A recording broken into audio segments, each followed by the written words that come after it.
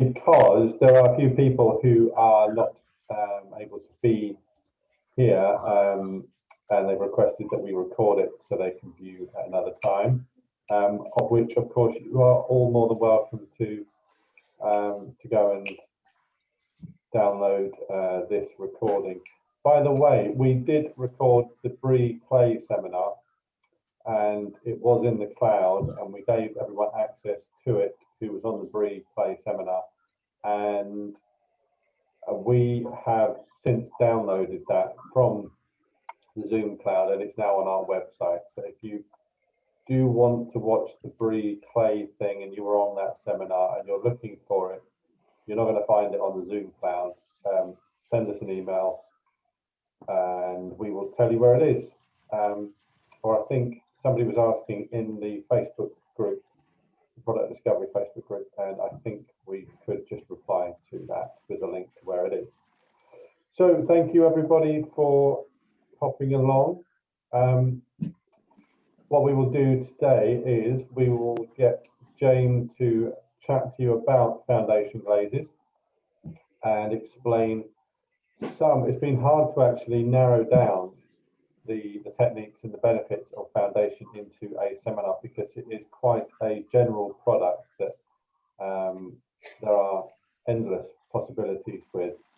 But what we've tried to do is give you a good basis for understanding when you would need, when you could use a foundation to save you money and time in decorating, and why you would use a foundation glaze. So Jane will chat to you about that. Katie, who is also in the, just heard your name, so Katie will be doing the technique with you, and then as we are doing that, or perhaps after we have done that, we will chuck you all into some breakout rooms for you just to have a little chat with other studios. So at any point, if you have a question, by all means, unmute and ask, or put a message in the chat, and that's it. So just a little update on what we are doing here, just because I've got the microphone.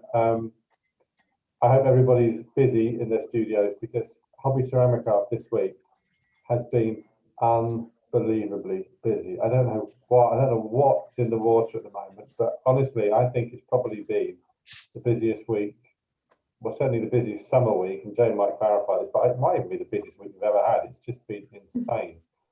So that's an excuse why I might look a bit bedraggled. Although I have to say, I took my youngest son to school this morning, and he was saying, "Oh, Dad, my hair's a mess."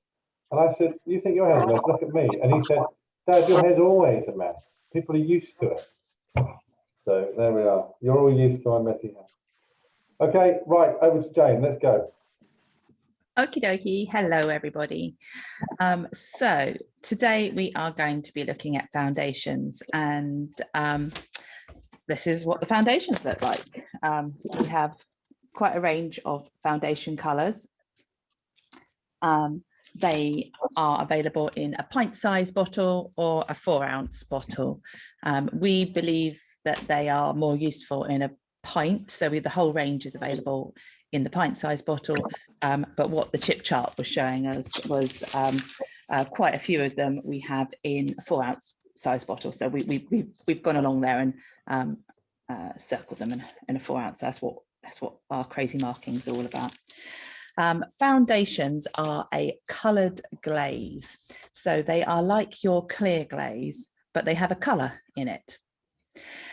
Now, they are also similar to stroke and coat in that they are glaze and pigment. So you could use your foundation glazes in the same way as you use your stroke and coat.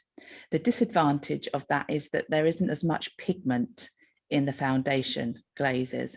So if you use them like stroke and coat, the colours would be a little bit more wishy-washy, a little bit more see-through.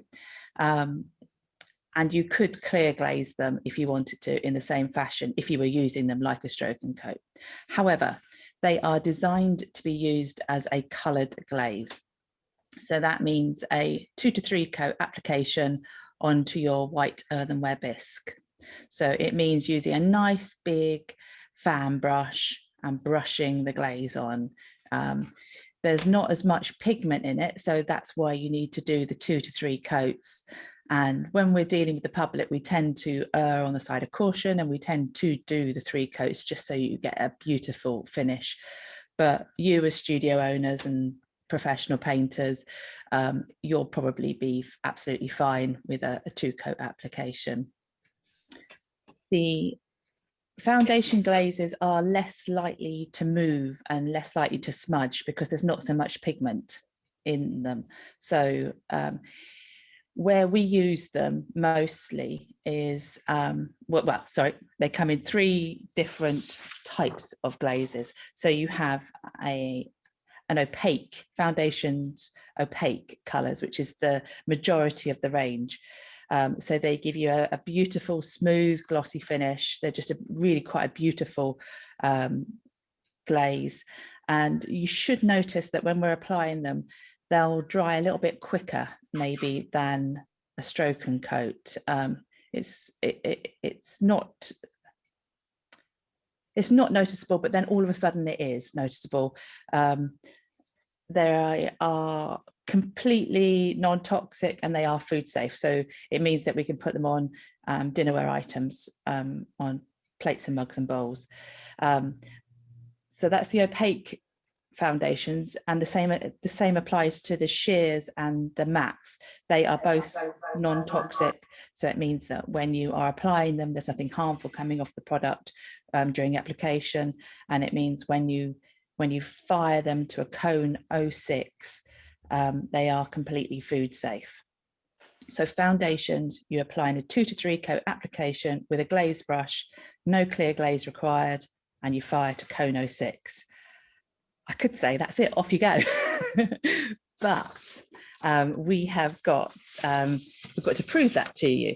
So today we are going to do a little test tile that's going to show you the difference between stroke and coat and foundations, so that we can see the advantages of one product over the other.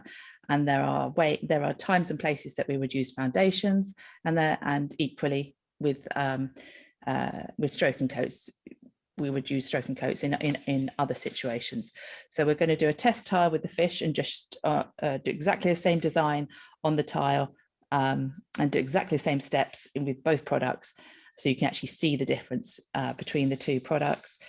And then we are also going to paint 2, well, you can paint as many mugs as you want. You've got 2 mugs there, and we've got 2 techniques. The chances are the second technique, the paper project, we might run out of drying time when we're doing that. But I think what we need to do is we need to make sure. I think we need to get on and do the first step, because we can come back and talk about stuff. But the very first step is with the mug. We need to roll glaze the inside of the mug. And I don't know whether Matthew asked you to do that ahead of time or not, but it doesn't matter if you haven't already done it, it's fine. What you're going to do is, Matthew, if you want to go to Katie's hands, what we're going to do is we're going to use, we've given you all the same colors, although the technique sheet does give you a choice of colors. We've given you tangerine foundation, and Katie can quickly demonstrate what we are doing. I'll tell you, and Katie can do. So we are using, so of course with bisque we need to make sure that we remove any ceramic dust from the piece, and that can be ceramic dust or cardboard dust, and it just gives us an opportunity to check for any imperfections on the piece. The piece that we're using is the Uptown mug from Bisque Imports, and we quite like that. We think it's quite a cool shape. So we're going to use 3 parts glaze to 1 part water. So this is the foundation glaze, and we're adding 3 parts glaze to 1 part water. I've given Katie a bit of an older pot that was in the cupboard for this. It's not an exact size. It's just adding a little bit of water to make the the glaze a little bit runnier.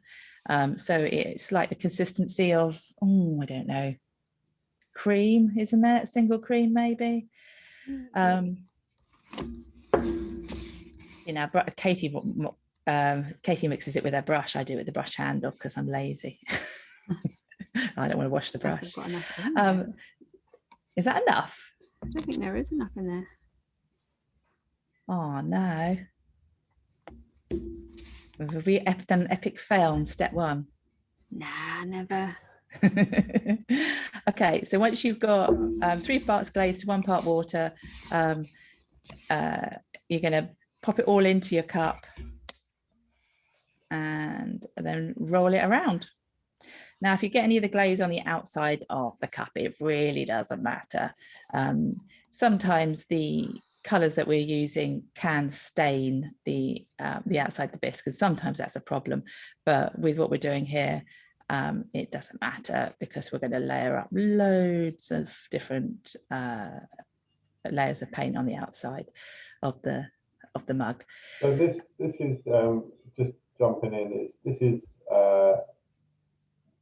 a useful point to say why it's so important to sponge out the inside of the mug, because if there were dust in the bottom of the piece, which with this bisque import piece are unlikely to find, but with some of the Italian mugs you might have a little collection of dust in the bottom of the mug. You would roll glaze and you wouldn't notice, but then when you took it out of the kiln you might see a bare patch of bisque on the bottom of the piece, which, you know, the fix is to reglaze, refire, and it'll be fine. But it's where there's air collected in that little pile of dust that just bubbles through the glaze. So if you are painting a mug, it's always worthwhile to just get inside just to check that there is no dust. And so we leave it to drain upside down on the paper. It may well stick onto the paper, but you can always stick a brush handle underneath it so it doesn't completely stick to the paper. But Katie had that measured perfectly, I think. So you've got 2 mugs there. So you need to roll glaze the inside of both of your mugs. And then we need to put them off to one side, and we'll come back to those in a little while. So if you could get on and do that, that would be great. So the next thing that you will be doing is the tile. So I'll just talk about the tile, and you can get on and do your roll glazing, although Matthew could be really wicked and then spotlight people putting funny faces whilst they're roll glazing. Oh yeah, that'd be a good idea, wouldn't it?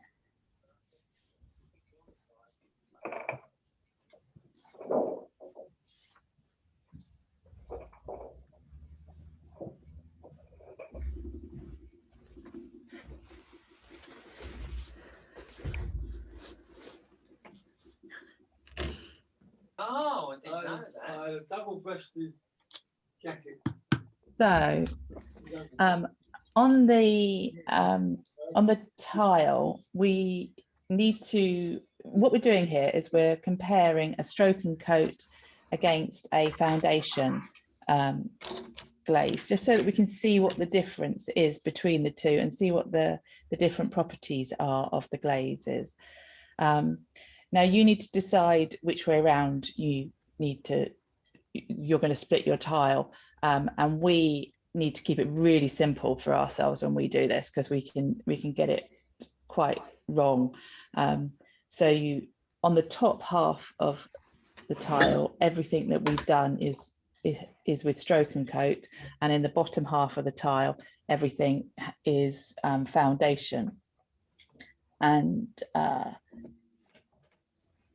this will show the different properties of the glaze. So what you need to decide, you've got a felt tip pen, and I would strongly recommend on the back of your tile you put SC for stroke and coat, and then F for foundation, just on the back of your tile. And then maybe if you're working on your paper, you just sort of put a little bit of a mark there as well, so that you can you can see what you're doing. And with the tile, we're simply going to be splitting it in half. That's why you've got a ruler. We're going to measure a line across, and then we're going to paint the top half with stroke and coat and the bottom half with foundation, and we're going to color it in step by step. So it's quite a simple little project, but actually I'll just give you all a chance to catch up with what you are doing with your roll glazing. So the foundations, you've got in your packs, you've got a nice little booklet about the foundation, so you can see all the different colors that we have in the range, so that there are opaque glazes which are completely opaque, which means that I cannot see that through them. We've got sheer glazes which are like translucent. You can semi see the design through, and I've got some samples that I'll show you. Shall I show you the samples? So the opaque ones are obvious, aren't they? You know, this is foundations. It's an opaque paint. It's very similar to stroke and coat. Everything was painted with a 2 to 3 coat application, just like stroke and coat.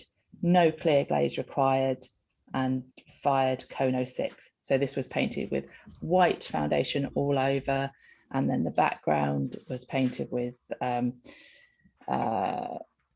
I think that one, I can't remember what color that one was. I think it was teal blue, I think, number 42, and then the centers of the flowers were done with number 3. That's quite simple, nice and easy to understand how we use that. We have used the shears on this one. So this was painted using the new Amy Williams silk screens. So this was silk screened as you would normally do, just directly onto the bisque. And I used my finger. I didn't use a squeegee, I just used my finger. Like I always do. And we just coloured it in simply with regular stroke and coats. So the design was done with regular stroke and coats. And then we used foundation sheer golden clear over the top. Now this has just got this is quite a pale sort of like golden yellowy colour. And we painted 2 coats of the sheer foundation over the design, and it looks, on the camera there, it looks fairly normal, doesn't it? This has got a bit of a different colour if you look against the other pot there. It's a little bit of a warmer colour. Now that was with the golden clear on that side. On here we used orange slice, so we painted the design in exactly the same colours, and then used orange slice sheer over the top. So it changes, it gives you a coloured background, and it changes the colours that you painted a little bit. Personally, I prefer it this way around, but cool. It's cool. It has its place. It's quite a good fun one to paint, actually, that one.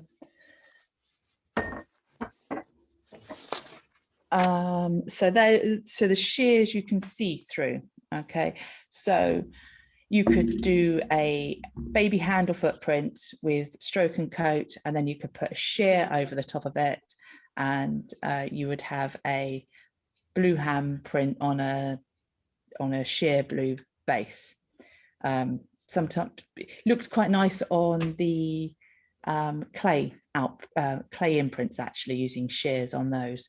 I don't think I got a sample of that. No, I haven't got a sample of that. The other group is the matte shears, is the foundation mattes, which I'll talk to you about in a little bit, because I think everybody should have done the roll glazing, haven't they? So everybody's roll glazed their mug. So back to Katie's hands, and we're going to do We're going to do the fish Well, tile. Jane, just answer the question, if you could. How does it affect the colour already painted regarding the shears? So on the golden clear, it muted it a little bit, but it kind of looks quite funky. I like the golden clear in this colour combination. Those were exactly the same colours.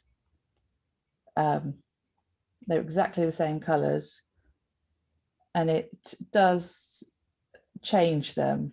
It's like looking through a sheet of coloured glass. So it does change them, but sometimes that's what you want. We'll put the better pictures of these pieces in the Facebook group. I think these were things that Jane only did at the weekend. That was your indulgent weekend, wasn't it? Playing with foundations. It was. Got a husband at home with a bad back, and I can only spend so much time at home at the moment. Okay, so on your bare bisque tile, you need to measure 7.5 centimeters down, and then do a couple of dots. And then what you're doing is you're doing the dividing line. You're finding where the middle is, and you're going to cut the piece in half. And we can spend too long faffing around with this, so we decided to just do it with a ruler, get it over and done with.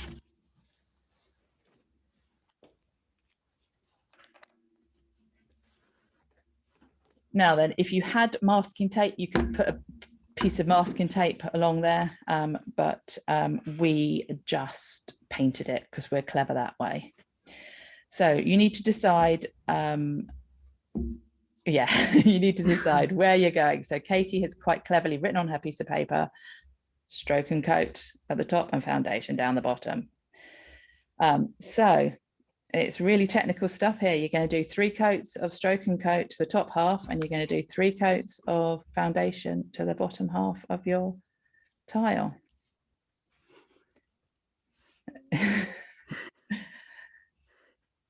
And it's just interesting comparing the 2 products. I think the stroke and coat is quite an opaque paint. You know, it can give you a very good coverage just with just with a 1 coat application, but gives you a much more opaque coverage with 2 to 3 coats. But with the foundations, as it's got less pigment in it, it's more important for us to do 3 coats. But what we're doing is we're going to do 3 coats of number 76, stroke and coat number 76 to the top half of the tile, and then we're going to do 3 coats to the bottom half of the tile. Yeah, very important, as Katie's demonstrating. Give it a shake. If in doubt, always read the instructions. The first instructions on all paint product is going to be shake well before use, isn't it? So that's what we need to do. Stroking foundations shouldn't really separate out. They should stay in suspension really quite well. The only time they'll fall out of suspension is when you've added water to them. So you're just going to have to remember where your dividing line is. I suppose you could put a little mark on the paper, couldn't you? It's slightly a different colour. Is that okay? Good, good. So the massive advantage with foundation is you can skip the dip. You don't have to dip the piece. So where I see this being a really good product is for maybe adult evening classes. So you need to keep a bar chart of how you are getting on with your application, maybe, because we might flit around a little bit. But Matthew, can I have it back on me, please? So the advantages I see with foundations is that this would be a really good adult evening class. You could get the customer to roll glaze the inside, and that's a bit of a giggle, isn't it? Getting people to actually roll glaze the inside. This was number 51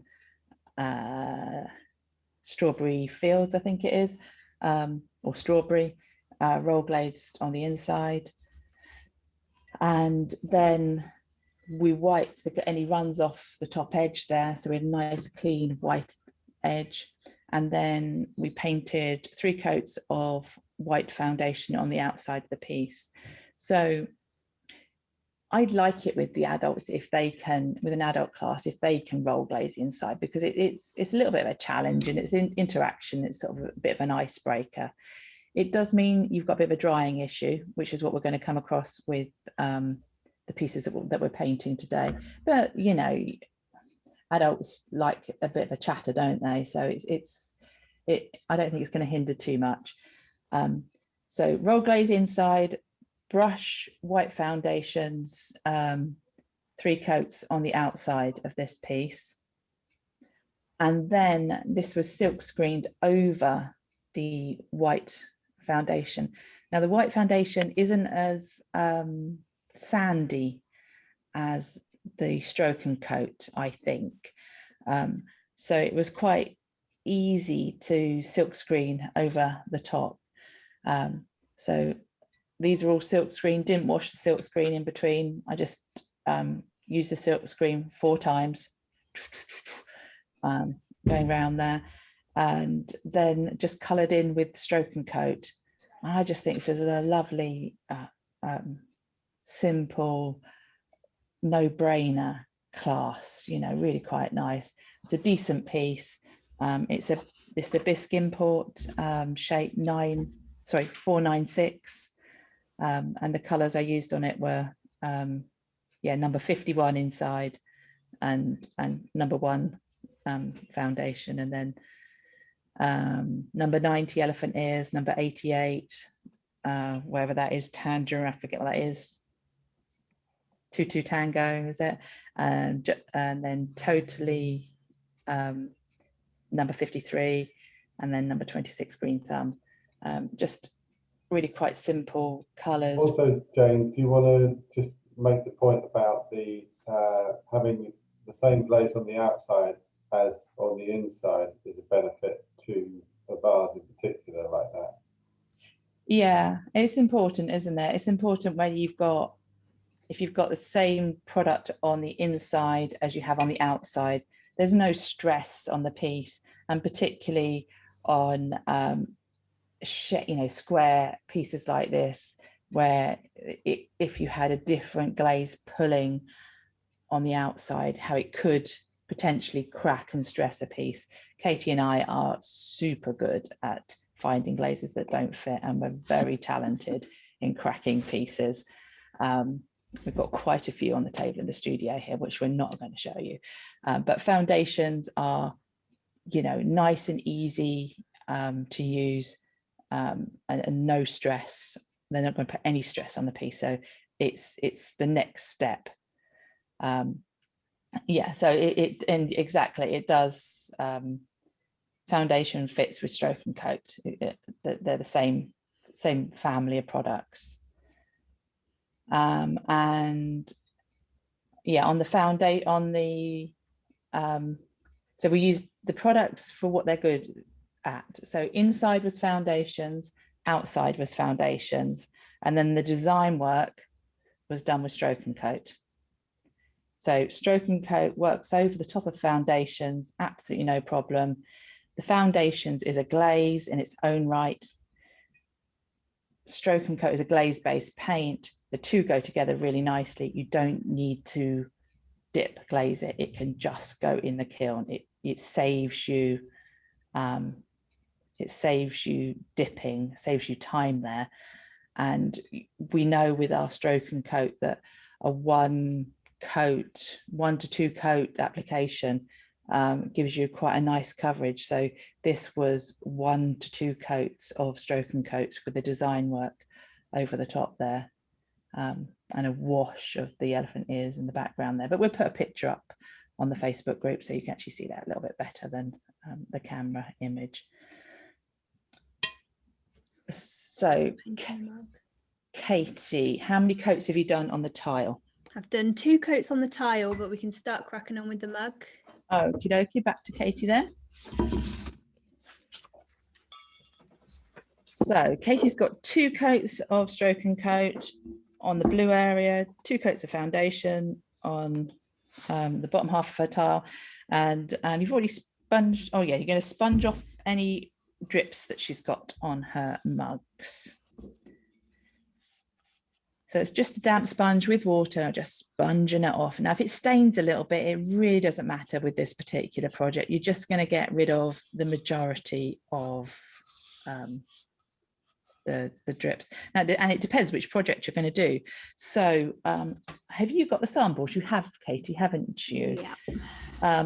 So if you want a nice and easy, if you've had a stressful day and you just need a nice and easy project, the string project is nice and easy. It's very easy to do.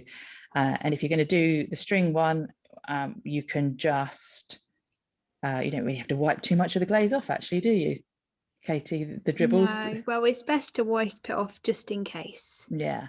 So this is a super simple project.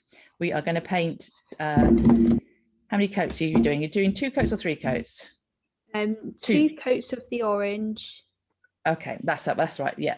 So on the string project, we are going to do 2 coats of the orange on the mug, and then we're going to dip the string in the paint, and then we're going to do some string patterns or some patterns with the wool, and then we're going to let it dry, and then we're going to put the blue foundations over the string, and that in a 3-coat application, and then we're going to remove the string. And it's really easy, really simple. If you're going to do the paper cutout project, there's a few more layers of paint in this. So you could do 1 of each mugs, or if you just want to do 1 mug with us now, it's entirely up to you. You make the decision. These mugs, we need to paint the piece with white foundation first on the outside, and then we're going to add some paper cutouts to it, and then we're going to paint it all orange, and then we're going to add some paper cutouts to it, and then we're going to paint it all blue. Now, with the paper cutout one, there's a lot of steps there, and there's lots of layering of paint, and foundation will do that. It will cope with that, and it won't give us any pinhole or crawling issues there. It's quite a clever product for glaze layering. The disadvantage that we will come across is we're layering an awful lot of product, and it's going to take a little while to dry. But you could do one mug in each method, and we can just check at the end of the class where everybody is, and just make sure everybody understands what they're doing. So the string mug. Oh, so Katie's just getting her 3rd coat. Just dried, so I thought I could use the paintbrush. Yeah, no, go for it. We want the our aim today is to finish the fish tile. That's our primary goal. Our secondary goal is to finish the string mug, and the 3rd thing is, if we're doing the paper project, we'll almost finish it. We're not sure that we're going to completely finish it. So Katie has got 3 coats on all of her blue areas. Okay. So Kate Black has asked a cool question. How many layers do you think you can get away with without crawling and pinholing? 6, I would say. No, we've done 7, haven't we? Yeah, we have. We've done 7, and we haven't had pinholing and crawling. And that's Katie, and Katie's quite generous with some of her glazing. So, I mean, I wouldn't like to do it as a well, I don't know. We've done 7, and we've been successful with it. We are careful on the edges of a piece, so you don't want 7 coats of glaze on the lip of a mug, because you're just going to ask for crazing to happen on crawling or shivering to happen on that. Now, if you're going to do the string mug, as you can see, Katie is going to apply 2 coats of the tangerine foundation all over the outside of the mug. And we would also do the foot and the base on this occasion, wouldn't we? No. Not the foot. No. Just the band around. Just the band around. You're leaving the foot completely clear at the moment. And the handle, don't touch the handle.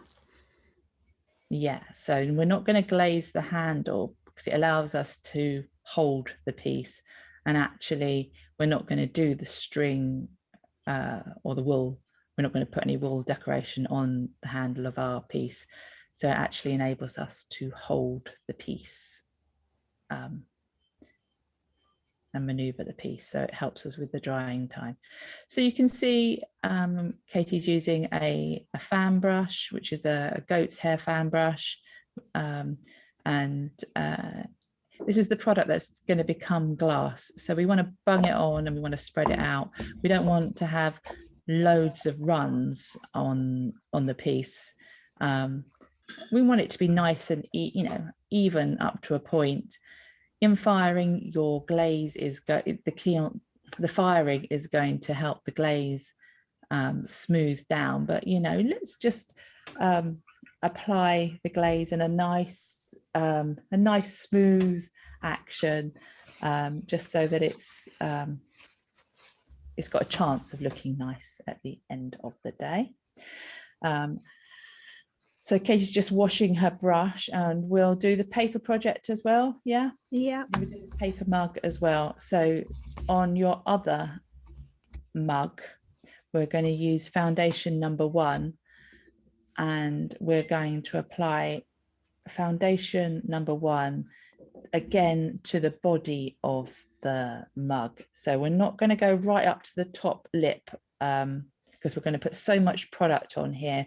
We don't want to induce shivering where there's just so much glaze it wants to stick to itself and not to the piece, and then it pops off in sheets, or just making sure that around the handle area there that we're not allowing the glaze to cake up too much. We are making sure that we are brushing the glaze out, but this is the product that will become glass. So we're brushing it on a nice big flowing actions, and it's got a lovely sheen to it in real life. You can see that glaze has gone on nicely and layered on nicely. It's got a lovely sheen to it. Stay away from that top edge, Katie. It's all cool. You can always wash it off. Okay, so Katie roll glazed the inside of her mugs maybe an hour before we started, just so we might be just a little bit ahead on the drying time here.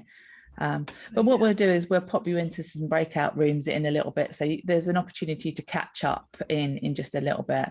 But what we want to get you to a good point before we do that. So what do you reckon? Do you reckon we can do the second coat on your? Well, I can. I don't know about anybody else. Yeah. So how do we find out how many so Matthew, can you watch the screen? How many people have got 3 coats on their blue tile?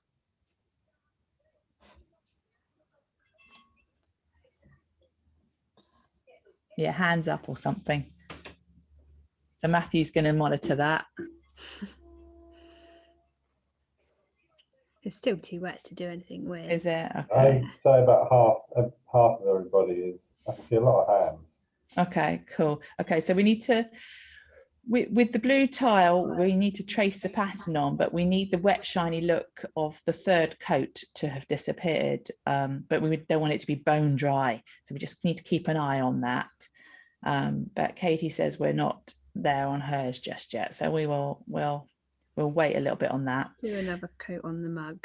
Okay, so we'll go back to the mug. So on the mug, we're putting the 2nd coat of the tangerine on there. And this one can go all the way up to the top edge and all the way down. We are going to be putting the blue over the top, the medium blue foundation over the top. at some point.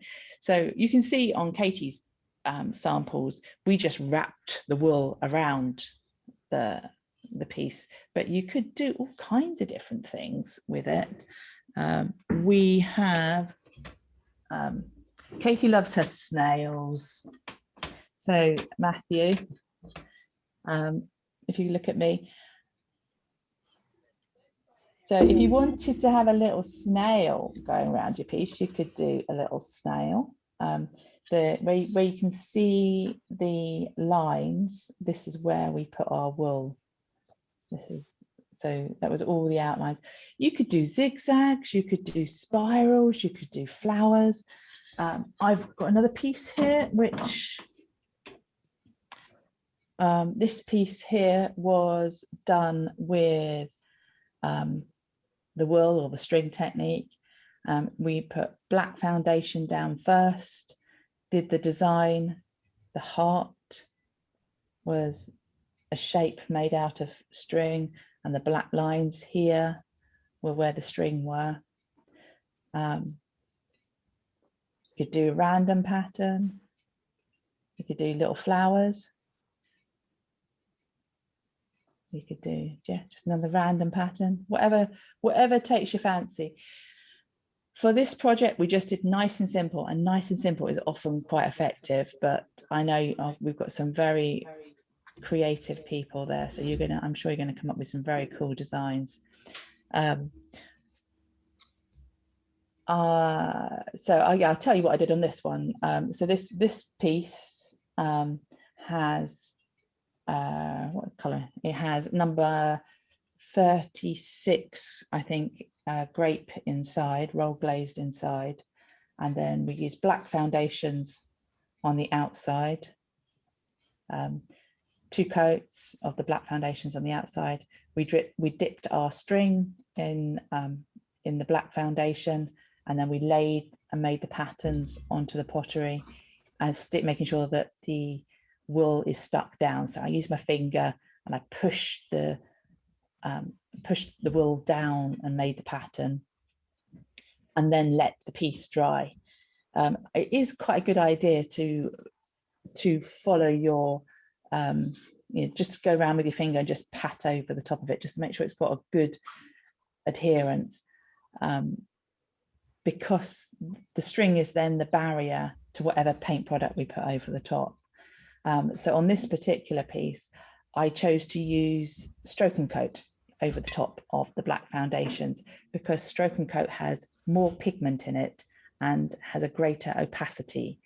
And over the black, if I'd used a foundation over for the grey, I might have seen some of my black through, and I didn't want to see that. So I used the Stroke and Coat, which gives us a much more opaque finish. I could have used foundation, but I wanted a nice opaque finish.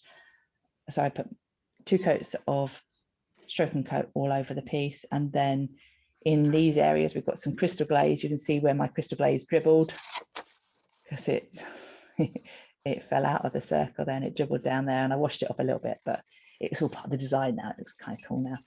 But I used different crystal glazes just in 1 coat here and there as design accents over my Stroke and Coat, and then I removed the string before the paint had fully dried. I just pulled the string off, removed the string, and it's given us really quite a cool finish. Right, Katie, how are you doing? Right, I've done 2 coats on my white mug, and I've done 2 coats on my orange mug so far, and I'm just about to cut out some bits of paper for the cutout mug, the paper cutout. Okay, so so Katie's just used the pattern sheet that has got the fish design on it, and she's just using the bottom half of that to cut out some little paper cutouts. Now, this is just regular photocopier paper, and it works, but it's a bit of a fiddle and a faff. So we're also going to destroy a little bit of the cover of the You don't need the front cover. Yeah, just so that you can see the difference between how the different papers react, and you might find it easier when working with customers to work with shiny paper rather than just regular photocopier paper. But you don't believe it until you actually see it when you do this. So yeah, instead of destroying the lovely little brochure that we've given you, you could use in the studio, you could use your junk mail, couldn't you? That companies kindly send you. Just use that sort of shiny paper, but it just slows down the drying time. The regular copier paper, the paint dries almost at the same time. It's hard to remember and see where you put the paper bits down, but with the shiny paper it's a little bit easier. So as Katie has very artistically done, she's cut out some little triangles of paper. Can you just hold those up maybe, just so that, yeah, you're an artist, Katie. I can use the scissors. Okay, so what do you want to do next, Katie? I think we need to do the paper mug. Okay, so yeah, you tell them what you're going to do. So what I generally do is I dip the paper into the water and then put it directly onto the mug and kind of press down. You can always use a sponge just to make sure it's firmly pressed down, because you don't want any. Use a clean sponge. You don't want to get any air in there, otherwise your paint's going to go through. So I'm just going to dot these around in random areas, but you don't want to put down too many just yet, because you're also going to have orange triangles too. And OCD me would count how many that I put on. Oh, God, no.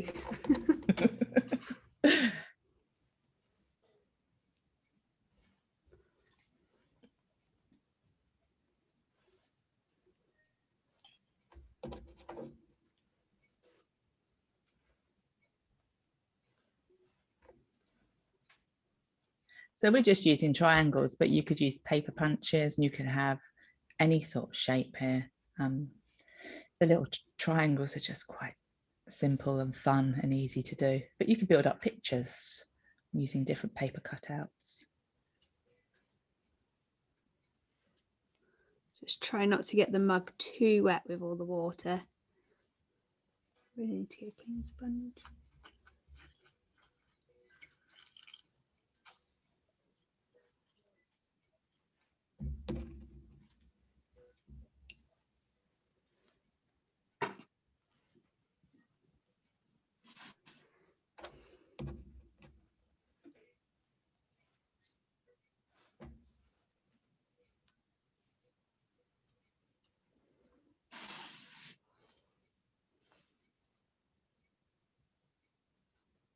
So I'm going to ask you how many bits of paper you got on there.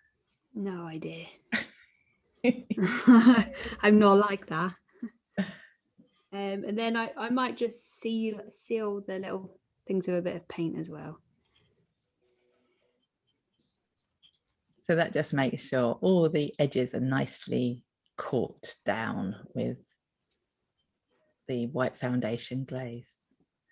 So that mug's got just 2 coats of white foundation on the outside of the main body. Tried not to take the white foundation right up to the lip, to the edge.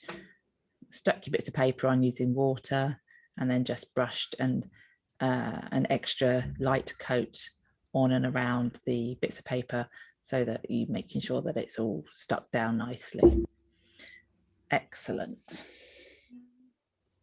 Back on with the string mug now. Okie dokie. Dry. So yes, you've got a bit of wool in your pack, and what do you want to you say how you do it? Okay, this is the part where you get messy. I generally just pour a bit of the orange foundation, orange foundation onto a tile and just submerge the wall into the paint. Get it nice and messy. This is when you'll need kitchen roll to hand. And then literally just find an end and start popping it onto your mug. Simple as that. So I'm just going to wrap it round. It doesn't really matter if you get everything covered in orange because you have water and a sponge.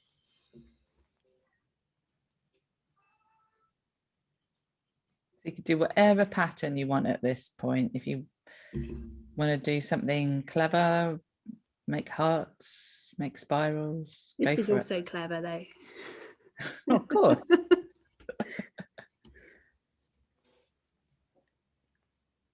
So the wool, it looks quite nice if you get really furry wool as well, doesn't it?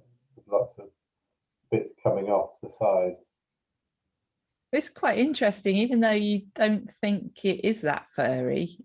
It is, you know, on the projects that I've done, I've used the same wool as you're using, and it gives you some beautiful wispy bits.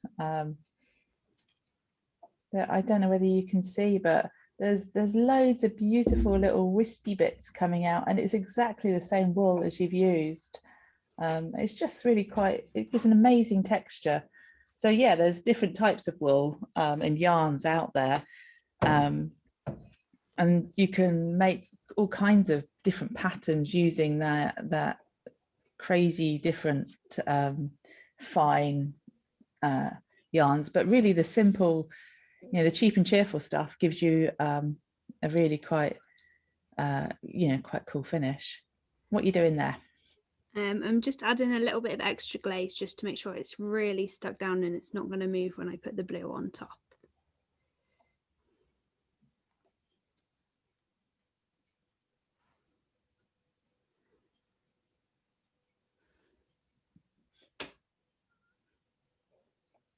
So I've been asked a question about shears. Yeah, the shears are really quite cool. I have got some shears here, just so that I can show you the different shears. So this was a design that was added using a designer liner, the Mayco designer liner. So I used the Mayco rubber stamp, and I used food coloring on it, and I stamped the design on, and then using a designer liner went over the pattern and made a slightly textured pattern. And then this was foundation sheer. So hang on a minute, that one might be discontinued. I'm showing the wrong color. Let's show you colors that are current. This one's beautiful. This is crystal coral. Doesn't look like that on my screen. That's quite nice. And we've added a palladium handle to it. I think it's quite gorgeous. We have got. So Jane, where can they learn more about? Well, yeah. So yeah. Well, what we've got on here is we've got the blue diamond sheer over the same thing, but we've also added a luster over the top. We've added mother of pearl. So yeah, we might be doing our next product discovery next month will be on lusters and gold, and that'll be it'll have an option of just watching. And then there'll be a supply kit that you can buy if you don't have gold, silver, mother of pearl, gold pen. The supply kit would be a more expensive product than normal, but it is beautiful. We love we love it. So we will show you lusters and overglazes on the next product discovery workshop, but we're selling it as a watch product, and then the supply kit, I imagine, do you know, I haven't priced it up yet. I think we're just going to put everything that we would normally, everything. It could be about £75 supply kit, but we can pick and choose. We'll let you know what a little bit closer to the time what that will be. But yeah, we've got, do you know, I didn't write the numbers on the bottom. I normally write the numbers on the bottom of it. I think that's seagrass on that one, and I think this is diamond blue on that one. The shears work really well when there's a texture on underneath. So on this, we used sculpture medium. Is it sculpture medium? Yes. Yeah, SG 501 through a stencil. So this is textured here, and then we use blue diamond over the top, the sheer over the top, but we added loads of design work beforehand with the designer liner. So that was sculpture medium through the stencil, and then designer liner, all these wiggly extra detaily bits, let it dry, and then 2 coats of blue diamond sheer over the top. It's just quite lovely.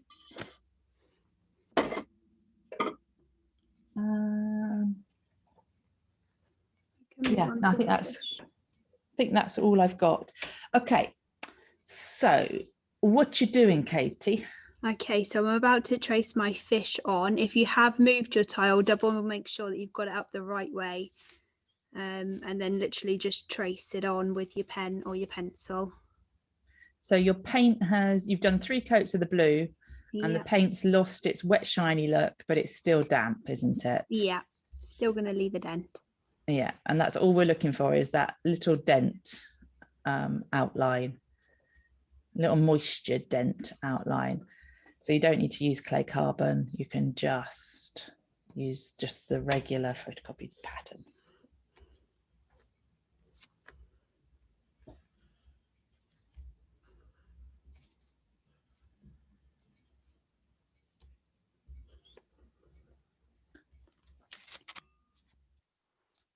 So you should just be able to see your outline there. I can see that on the screen. That's looking good. So what we want you to do is we want you to use the stroke and coats on the top half of the tile in a 3-coat application, and then foundations on the bottom half of the tile in a 3-coat application. It is just as simple as putting the orange in the orange areas and the white in the white areas, and then doing some outlining. We want you to have this as a test tile, just so that you can see and illustrate to yourself the advantage stroke disadvantage of each product over the other. So stroke and coat has more pigment in, and therefore is more expensive. Foundation is therefore the cheaper option. Why don't I use foundation for everything? Well, you should be able to see that you can use less product with stroke and coat for doing detail work. So therefore you'd use stroke and coat for detail work, but actually foundation is cheaper. So for large area coverage in a, probably in a 3-coat application, it's a cheaper way to cover large areas, and it saves you the dip. So I think what we'll do is we'll randomly put you into some break rooms, into some chat rooms whilst you do this step, because you don't need to watch Katie do this. You are going to just please use stroke and coat in the stroke and coat area and foundation in the foundation area, and you're just going to do 3 coats of each colour in those areas. And we could probably pop you off in there for maybe, what, 15 minutes, Matthew? Do you think is that good? Yeah, we could do 15. So if what I'll do is I'll randomly generate. How many have we got? 34 people. So 5 rooms or 6 rooms? 5 rooms. 5 rooms, and if you don't want to chat in the room, the tip is just turn your camera off. You can make yourself a cup of tea or just carry on painting. And if you want to come back to the main room, by all means, just pop back to the main room. Okay, we will see you all in 15 minutes.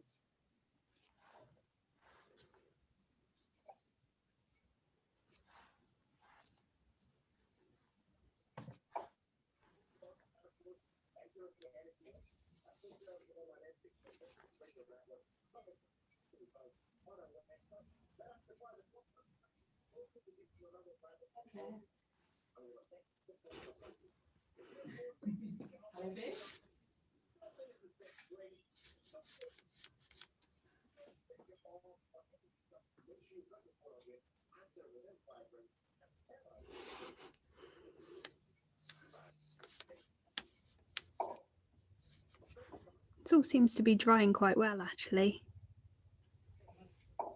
I could do the mugs now.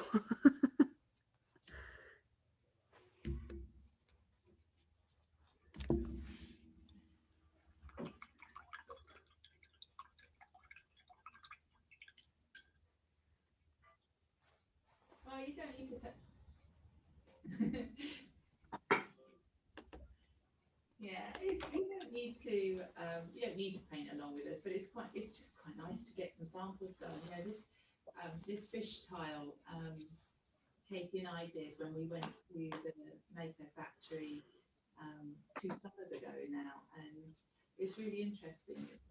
It's a piece that Katie said it really helped her understand the differences between the 2 products. It's like, oh, well, yeah, okay, this is good. Let's do it. Sometimes you've got to go back to basics, and it's just a trigger. It's just a just helps with understanding. But I love foundations. They are my sort of like default product. Base coat everything with foundations, and then do my thing over the top.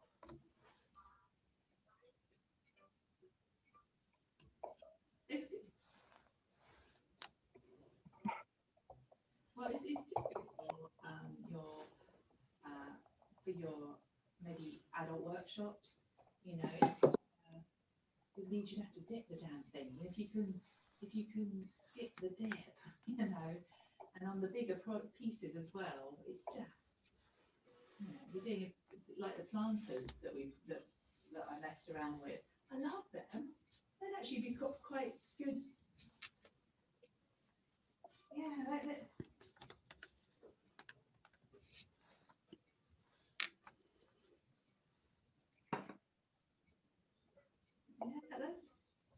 isn't there? Yeah, that's the Amy Williams silk screen that Matthew in online. You you have a process. You have step 1, step 2, step 3, step 4, steps. I have this process I have to follow, and because we're just busy, we've had 2 weeks now. Well, June's not normally quite like this for us. So it's been very busy, and I've had to skip some of my steps in my process, and yeah, it catches up on you when you haven't done your processes right, does it? Now, this was my therapy the other evening. Just painted some pots, and it made me very, very happy, and it's so therapeutic. Foundation, roll it. Oh, it is number 51, which is called Strawberry, and I love it. I love that colour. It's just a happy colour. And then on the outside, it was the white foundation, which I get it. Some people say, well, why do I need to paint it white? Well, you paint it white so you don't have to dip it, And then if you silk screen it and you goof up your silk screen, then you can wash it off because you've got the white underneath. So you can just wipe it off. And whatever your choice of colours are. But this one made me very happy. I thought I'd be an excellent adult painting night.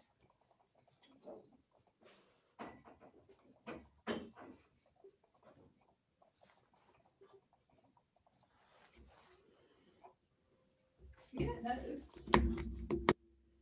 I have all the yeah. We have all the we have the answers. Just what's the question? Sometimes ask me the question, and I'll give you the answer.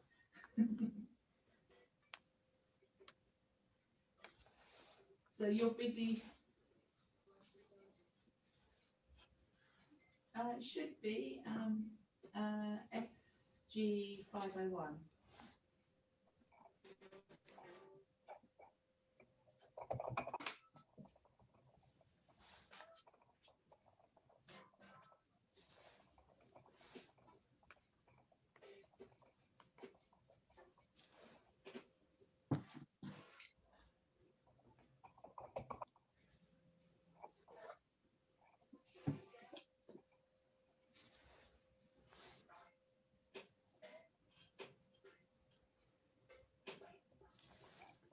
So how do you use it, Viv, then?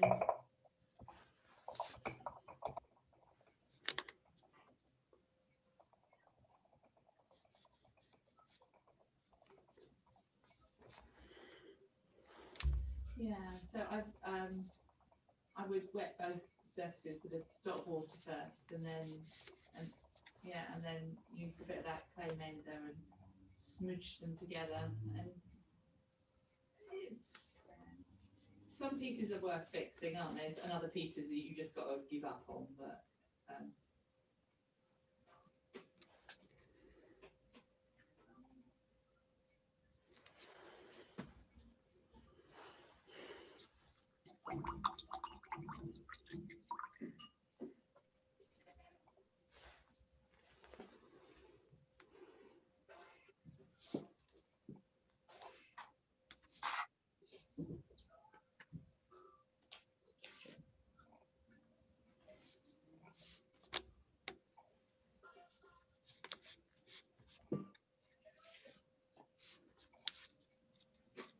cool.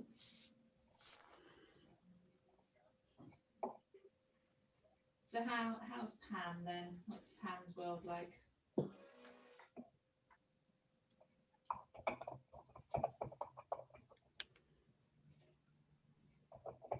The very funky door you've got behind you, that's stressed wood door. It's quite cool.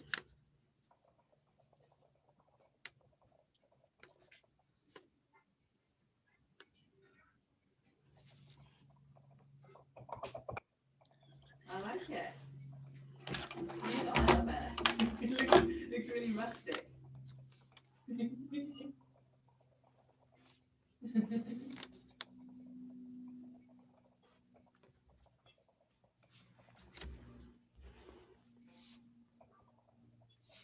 Oh yeah.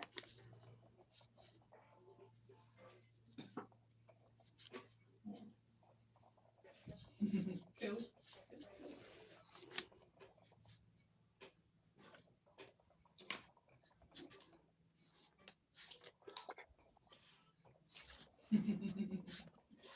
Oh, I stayed one night and just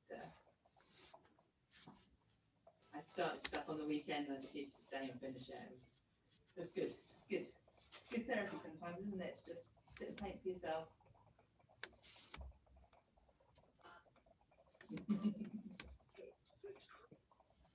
It's not, but I'd come in on the weekend because my daughter was doing sea cadets training in Reading, and I needed to drop her off, and work was halfway between. So I dropped her off. And I'll just pop in and just for a couple of hours, and I did the boring stuff that I had to do, the steps that I hadn't done. That I was talking about there. Did the missing steps, and then I thought, I'll paint something, and then got into sort of changed serious head into creative head, and got into what I was doing. And then my daughter messaged me and said, "Oh, can you sit up at 4 instead of 5, half 5?" It's like, no, I'm happy now. But yeah, I had to go pick her up early, so I lost an hour and a half. And yeah, so the next night I stayed. little bit later when it's quite covered. Yeah, yeah.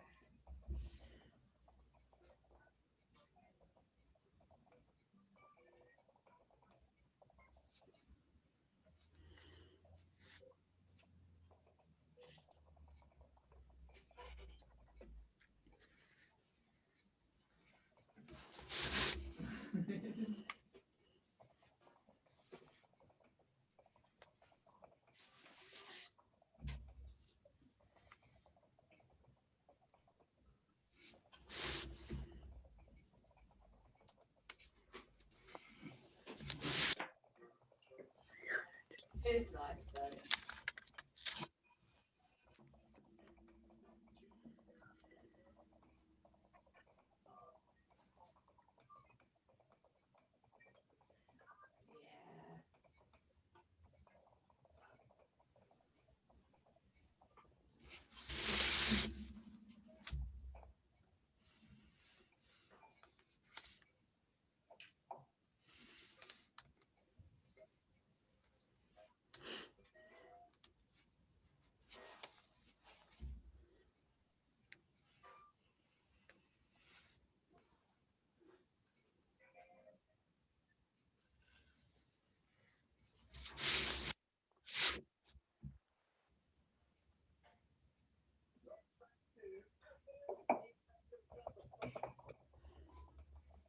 So is that part of a charity that you work with then?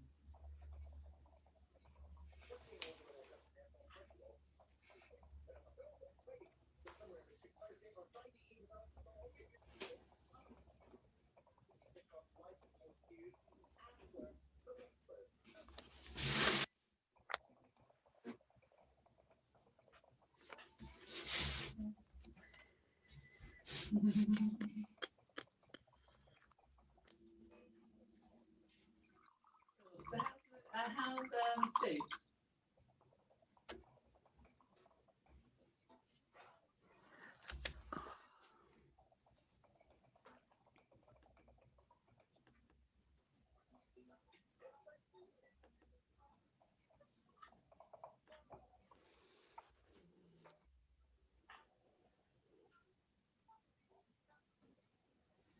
Yeah, so you're vaccinating the younger generations now, aren't you? You're coming through the all age groups now, I suppose.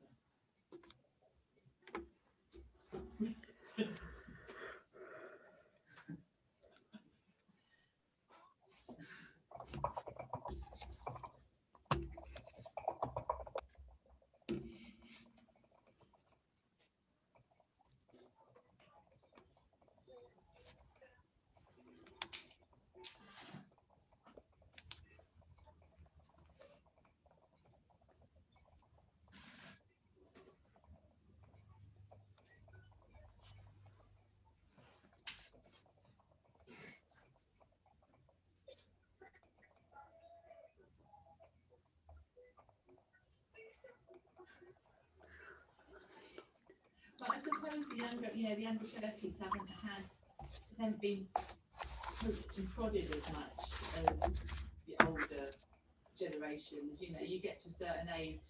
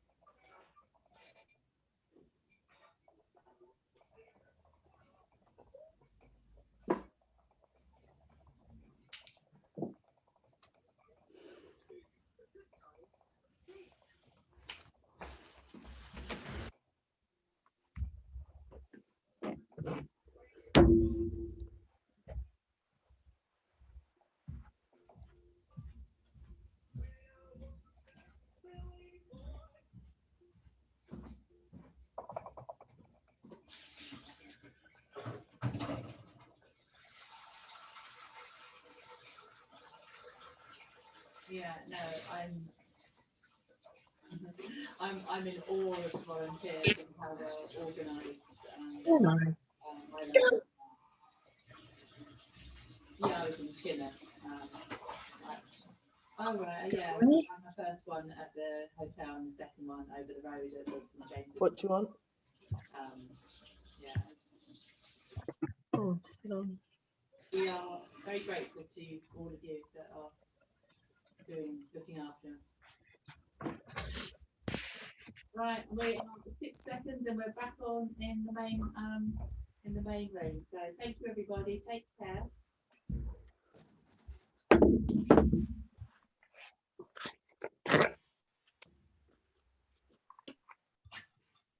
Right, what am I doing? How have you done, Katie? Well, my fish is still drying at the moment. I need to do one more coat of orange on the fish, both of the fish, and then just do the black outlining. So it's nearly finished, just a bit wet. So Okay, so we're going to put that to one side. So you don't, you know, your fish, it doesn't matter that you haven't finished it. Katie's got another coat to do on her fish, so don't worry. Just keep an idea of where you are. So what are you doing now, Katie? I've grabbed my paper mug and I'm just going to put 2 coats of the orange foundation over the top of it. Only where I put the white.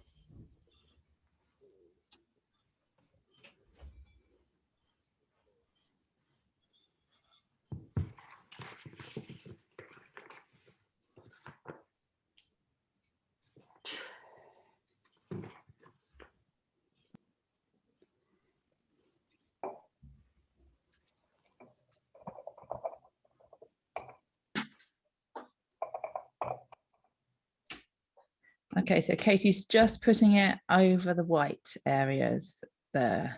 And you're going to do 2 coats, is that right? Yeah, but I've got to let it dry. Yeah, it's not going to, just going to do 1 coat there. So Jane Fox has got a question about Mayco Opal or Opalite. Customer did some home painting. I fired it and it stayed totally matte and doesn't look nice at all. I don't know what the product is. What's Mayco? I was just looking. No, I'm sorry. I was just looking to see. I don't know whether I'm being stupid, but I didn't know what that was either. I'm glad you did. Go on, Jane. Speak up. What is that? What is Maple Opal? Well, there's a lady that's been doing clay work at home during lockdown, etc. And I was doing the firing for it, and she started using Mayco products. And there was one piece I took out. It vibed, and it was it had a white look to it, and it was very rough. And she had been like putting glazes on as well. So, but this was on top. So I fired it, and when it came out, it didn't look any different to when I went in. There's no shine to it. But it's very textured and almost looks like it's gone so dry it's breaking off.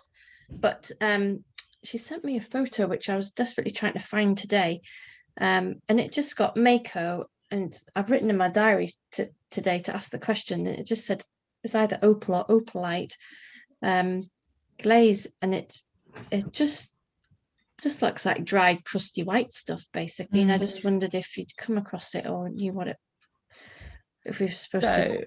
I've tried.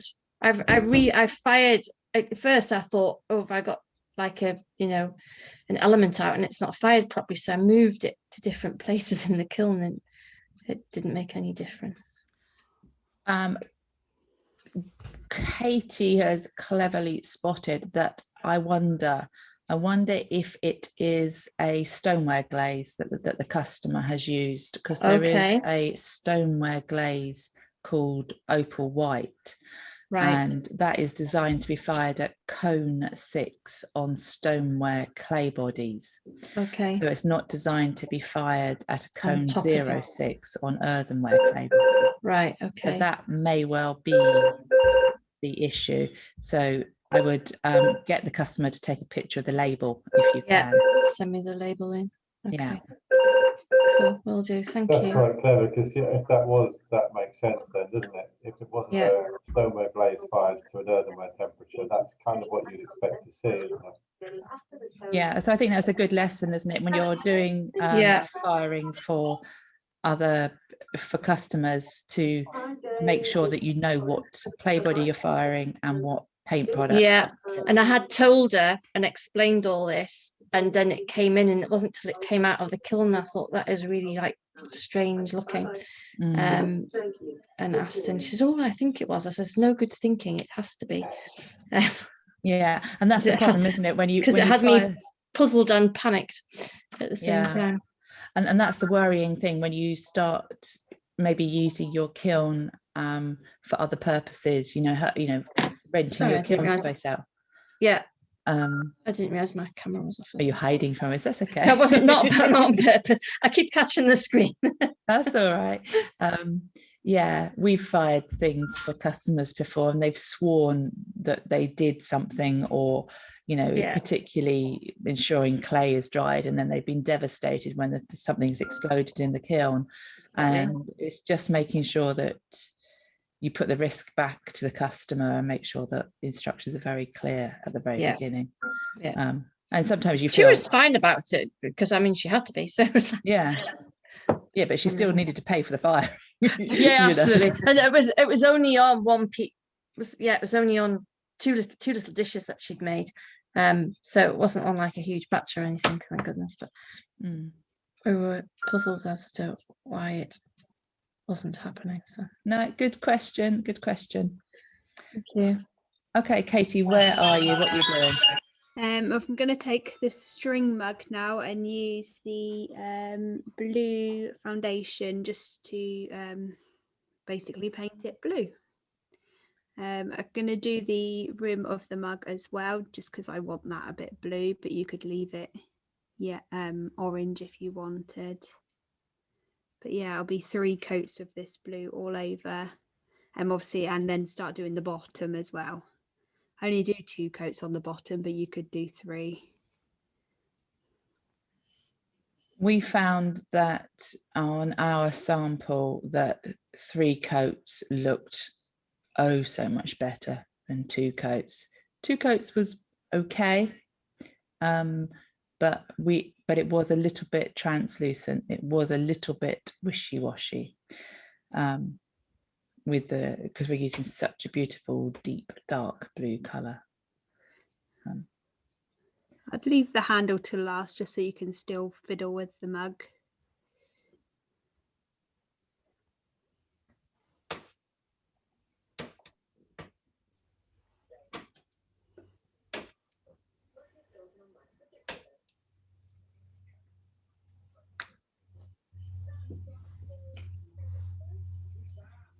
I like the string technique because you could use any color underneath. We've done a light color as our base color and then put a dark color on top, because if the customer does 3 coats and their application is a little bit wishy-washy, it's still going to look good. If we'd done the blue as the base and then put the orange over the top, the orange foundation doesn't have as much opacity. It won't cover the blue quite so well. You would likely see some of the dark blue through. So it works better to have the light color underneath and then the dark color on top. That's going to give you the more successful look. However, if you want to have a darker color underneath, then you can use stroke and coats as your top color, because stroke and coat has more pigment in it. So Katie, it's your second coat on the paper cup, is that right? Yeah. See, what you're doing here is you're just going to be flitting from one project to the other, because you're going to come across drying time issues here.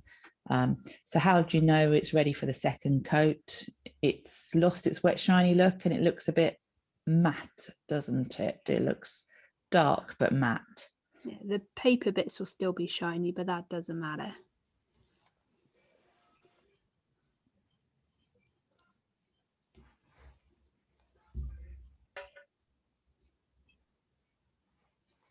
So do you add your paper bits now or do you let it dry off just a tiny bit?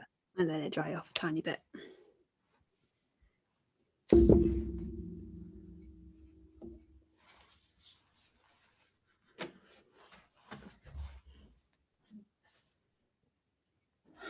Okay.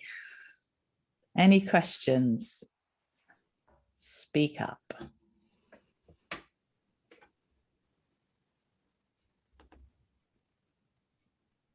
You add in more paper bits, yes, Katie? Sorry? Are you adding more paper bits, Katie? I'm letting my mug dry a little bit first. And then adding more paper bits? Yeah, after, yeah. Just ordinary paper bits, not painted or anything? No, just ordinary. Okay, thanks then. It's all right.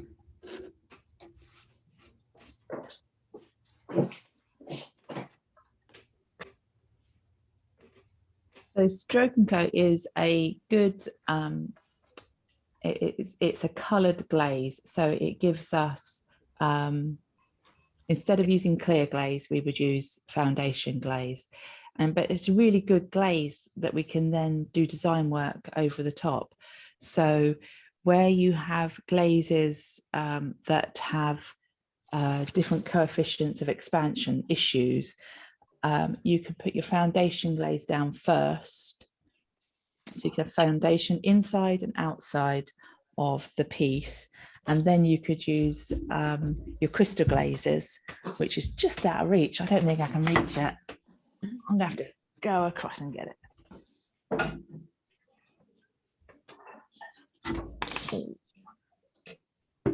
Now I can't hear you if you've got any questions. Oh, yeah. So old, aren't I? I can't do headphones.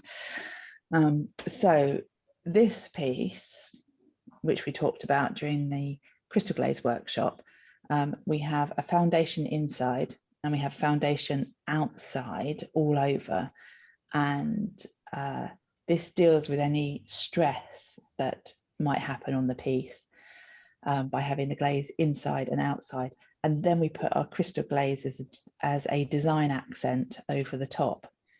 So we actually put on the outside, after we put the foundation on, we actually put a bit of darker red stroke and coat in this area. So we darkened up the orange under this area. And then we put crystal glaze in a haphazard manner over the piece. And it just means we don't get any stress or shivering happening. Maybe we ought to show Katie a piece that has cracked where there's a difference in coefficient. It doesn't matter. Yeah, that'd be a good one. Yeah, the camera's on me. It's all about me right now. So what else have we got here? We've got what they look like, what they have. So when we're talking about coefficients and stress and expansion, it's about having a glaze that equally pulls the piece, doesn't pull the piece apart. So on this piece, we had glazes that that aren't equal. So we have a clear glaze on the inside that just is no match for the product that we used on the outside, and it has got a fantastic crack down the piece here, which you can see better there. You can see it better there. There's just the glazes are fighting against each other, and on the slip cast ware that we sell to you, it's not the strong, you know, it's quite fine, so there's not that much strength on the piece. It can't deal with all of this coefficient of difference expansions happening with the glaze on the outside being different to what's on the inside. So you could you could, so we use foundations because it is the cheaper product, and in a 3-coat application it gives you a nice opaque coverage. You could equally well use your stroke and coat. Yes, Kate, it's more expensive to apply stroke and coat inside and outside of a product, so of a piece. So we could have done this piece with stroke and coat roll glazed inside, and then stroke and coat brushed as a base all over, and then the crystal glaze over the top.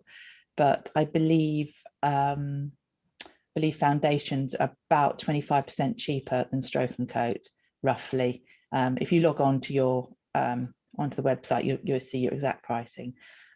But foundations doesn't have as much pigment in, because it doesn't need to have as much pigment in it, because you're not usually using foundations in a 1-coat application. You're normally using it in a 3-coat application, which means that you have enough pigment on there, and it covers well. So there was another question, Jane, about are there any issues in firing when taking the foundation glaze right over the foot? It's just like so foundation glaze is just like dipping glaze, you know. You can stilt or you can dry foot, you know, that argument that we could discuss for a long time, whether you stilt or we could have a whole meeting about the benefits and problems of assumed benefits of stilting versus dry footing in relation to durability of an earthenware piece. That's a whole meeting. Kate's asked, when you roll glaze, how many layers of paint do you think that's equivalent of? Well, that's a question, isn't it?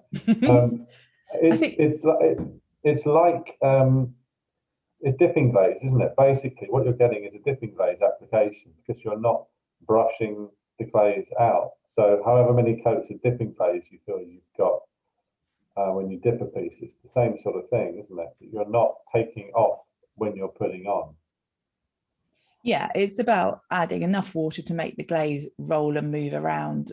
You know, you're wanting to get the equivalent of 2 to 3 coats of brushed glaze on, but you're trying to make it as easy as possible.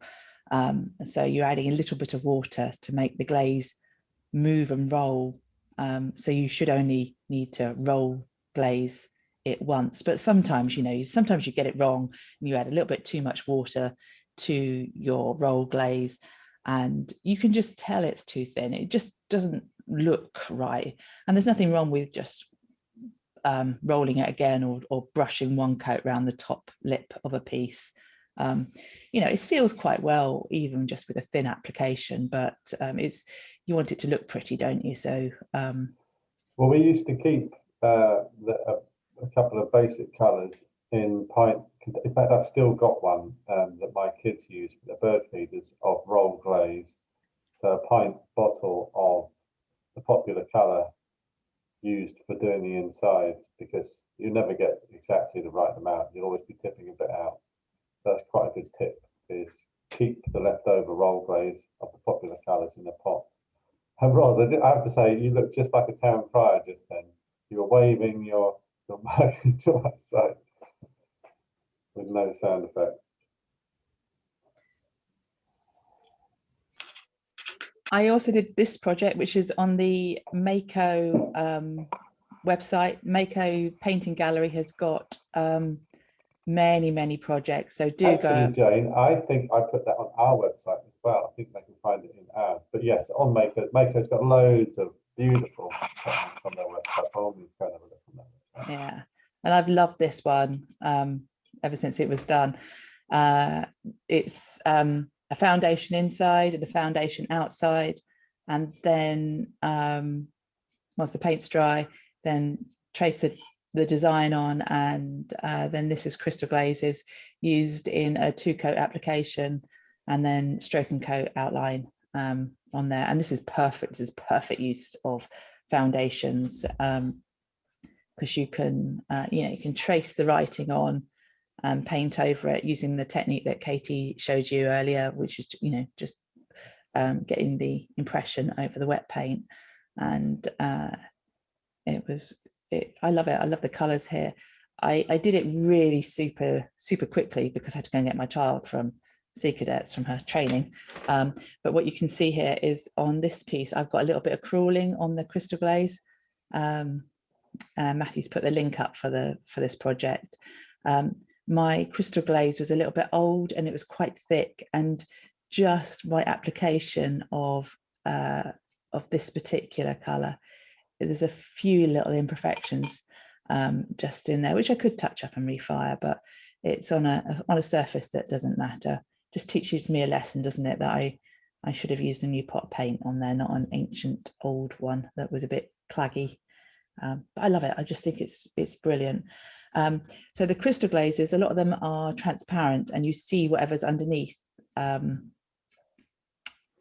see whatever's you see a little bit of whatever colours underneath. So if we use these colours over a black, the finish would have been different. If this was just 2 light coats, and it worked really well because it was on a light background. But if we have a translucent, glaze, it's going to be reflective of whatever is underneath it. Yeah, the shape is the new shape. Matthew, what's the shape? It's the elliptical vase from Bisque Imports. Yeah, I love it. It's a really it's a nice size. It make a good project piece. And if you did this as a project, I think the words, instead of dream, I think it should be kind at the moment. That would be I couldn't be bothered to go and work out how to do that. But yeah, I love it. I think this would be a really topical project. How are you getting on with your coats, Katie? I think we're ready to put some more paper on. So Andrea's asked how many coats of blue on the string. Wasn't that 3 coats? Yeah.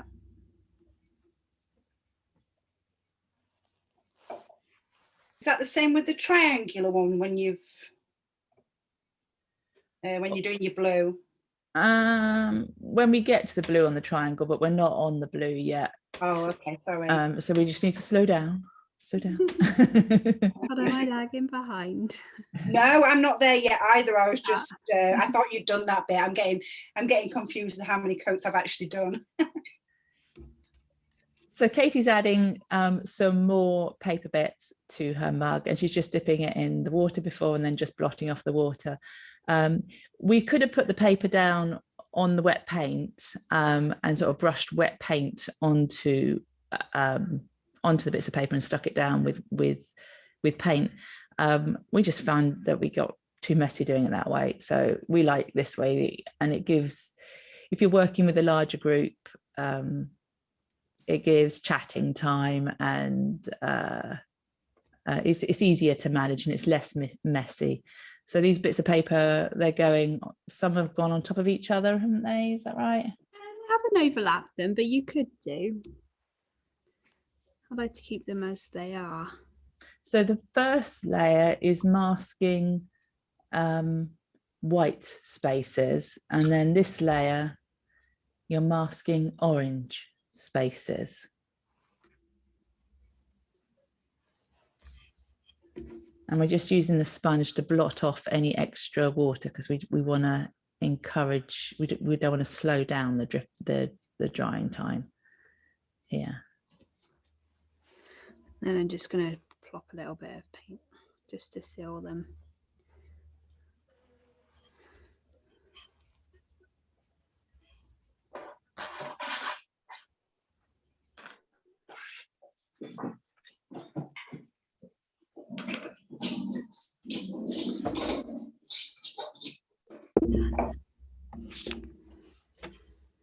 And then the string one, you could put another coat of the blue on. It doesn't look completely dry, but the string will never look completely dry. So this is the second coat that you're putting on your piece of the blue. Of the blue. Now, if your mug was completely dry and you are a super applicator of the glaze, you might get away with 2 coats, but we found that with all the moisture that was being held in the piece, And to get a really quite lovely dark blue, we felt that we do need to go and do a third coat of the blue. With this second coat, you do start to not see the orange through on the string project. It does start to completely disappear, but because you're brushing it out and you're fiddling and faffing a little bit, we would go and do a third coat in just a little bit.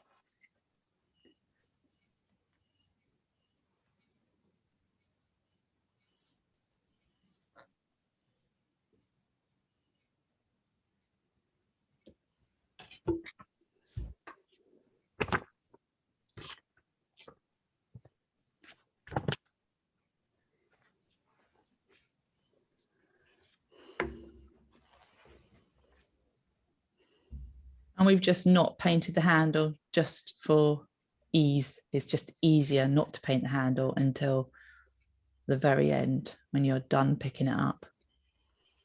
I find it the most boring thing ever, painting the handles. Okay, so you can't put that down. No. Well, I can do because it could be dry-footed. Yeah. And what else have you got to do? You've got your tile, fish tile to go back to now, haven't you? Yeah. So remembering which way up they are. Oh, look, Katie's gone and marked hers. She's got SC in the top corner there, so she knows which is stroke and coat, and then FN down the bottom, so she knows that those are foundation. So you need to make sure you get up to your third coat on those ones if you can. The white dots, you might not need to do 3 coats because you might have blobbed those with your brush handles. So, you know, as long as you've got a good application or an equal application of paint of both the stroke and coat and the foundation, that would be fine. Okay, so there's foundation opaque glazes, which is what you're using. We've got the shears, which I've talked to you about, and then there are 3 matte foundation glazes. So the matte foundations come in white, ivory, and black. And this piece I painted fairly recently, and I love it. I love it. I love it. This has got the matte black foundation on the background here, and it was all over the entire piece. And then I used wax.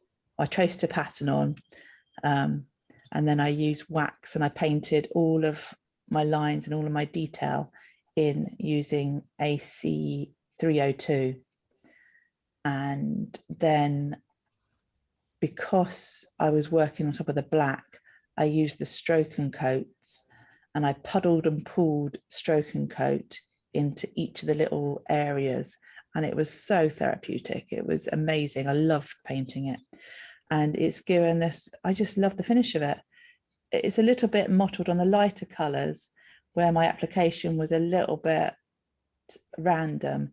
You can see a little bit of the black coming through, but I really like that. That's number 9 in this area here, and that's quite a light, it's jaded, isn't it? So it's a little bit of a transparent stroke and coat color, but the more opaque, you know, the reds and the oranges is giving me a completely opaque coverage there. But I've used the characteristics of the products that I wanted. So I've used the black matte foundation as my base, and then I've used the stroke and coat, which has got more pigment in it, to color in the project. If I'd used foundation to color it in, I would have had to have put maybe 3 to 4 coats of foundation in to get enough pigment on the piece so that it covers. But with stroke and coat, you know, a lot of that was just 1 coat. I added a tiny little bit of water to the stroke and coat, and so it was a little bit runnier, and then puddled it in, and you know, had to be careful as I was turning it, but it was really good. And then the top is just a foundation sheer glaze on the top. Yeah, so all the line work was done over the top of the matte foundation with wax resist AC302. And I love it, love it, love it. Lots and lots of hours in it.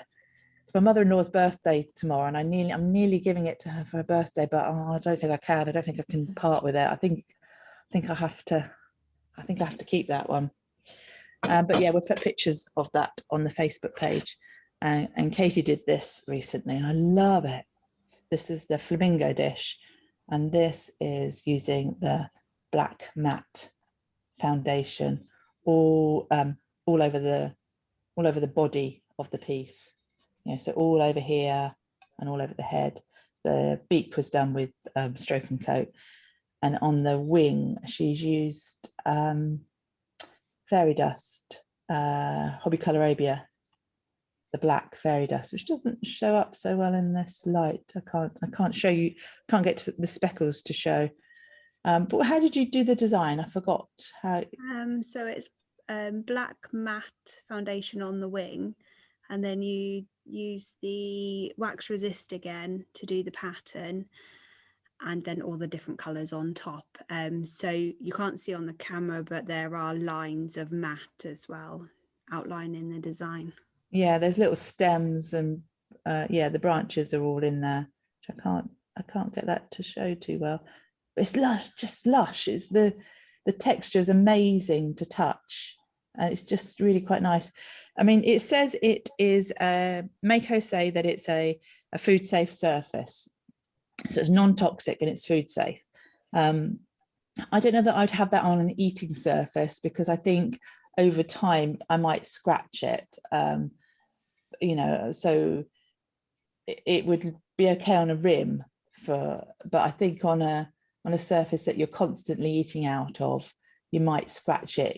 I was given a Denby bowl in a matte glaze, and it hasn't worn very well, the matte surface. So I think just choose where you're going to use it. I mean, on something like this, it's decorative, it's ornamental, it's fine. But on a, you know, on the inside of a cereal bowl, I don't think I would use it on the inside of a cereal bowl, maybe on the outside of the cereal bowl, because you're going to get all the spoon marks, aren't you, and the cutlery marks on it. But I just love it. It's just lush, really quite gorgeous. If they want to have a closer look, there's a picture in the chat. If they want to have a closer look at that. So that's the black matte, which is our personal favorite. We've got a plate that we've done in here Katie's done, where she has used the marshmallow white as a base, and then done design work over the top with stroke and coats. And you've got it's just there, isn't it? And we've got the contrast between the matte and the gloss, and it's quite cool. We'll show it to you. Yeah. So the whole piece was painted with the white foundation, and the background, was that stroke and coat, or was that foundation? That was everything's foundation. Everything's foundation on here.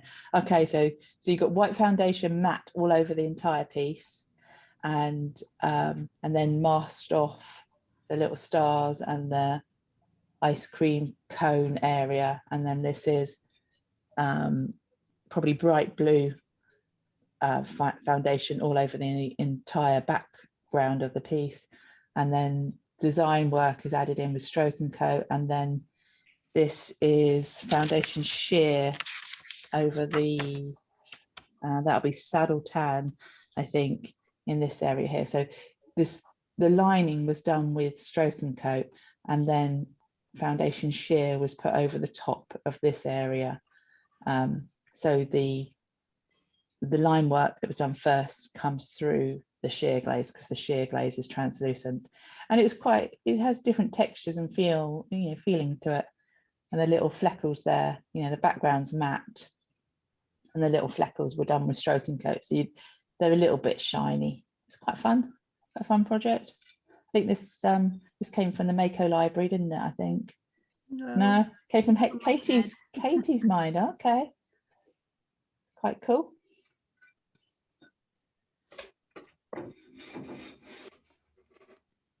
Right, how are we doing, Katie? Yeah, let's go back to the paper mug. So I'm just going to apply 3 coats now on top of the paper mug, just leaving out the handle again, just so I could handle it. So that's the medium blue foundation, isn't it? Yeah.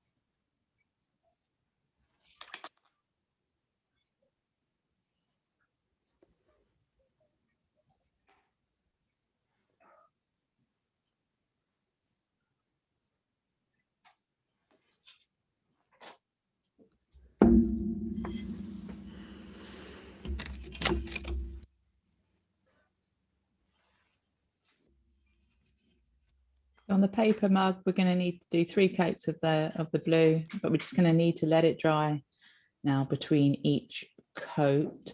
And before you finish your last coat, we need to flick the bits of paper off using the cocktail stick that we put in the kit. So if you need to run off in a minute, then don't do the last coat of that project. Because we don't want the paper to dry on, you know, wait until you have time to be able to pick the paper off. How are you doing on that one, Katie? I'm just going to start putting the last coat on the string mug as well.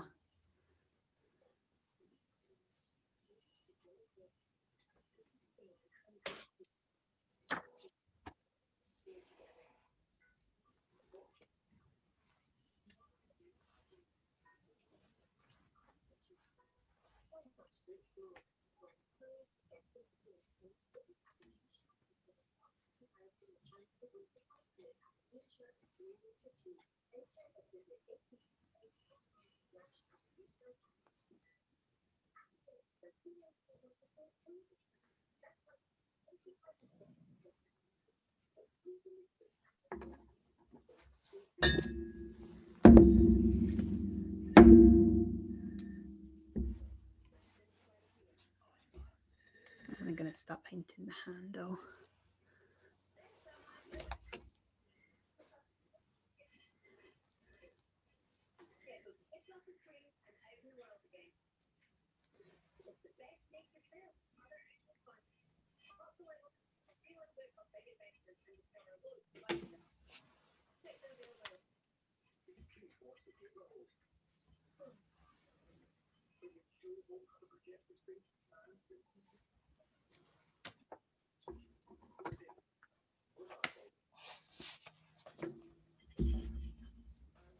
So in your booklet, you've got the back of your little booklet.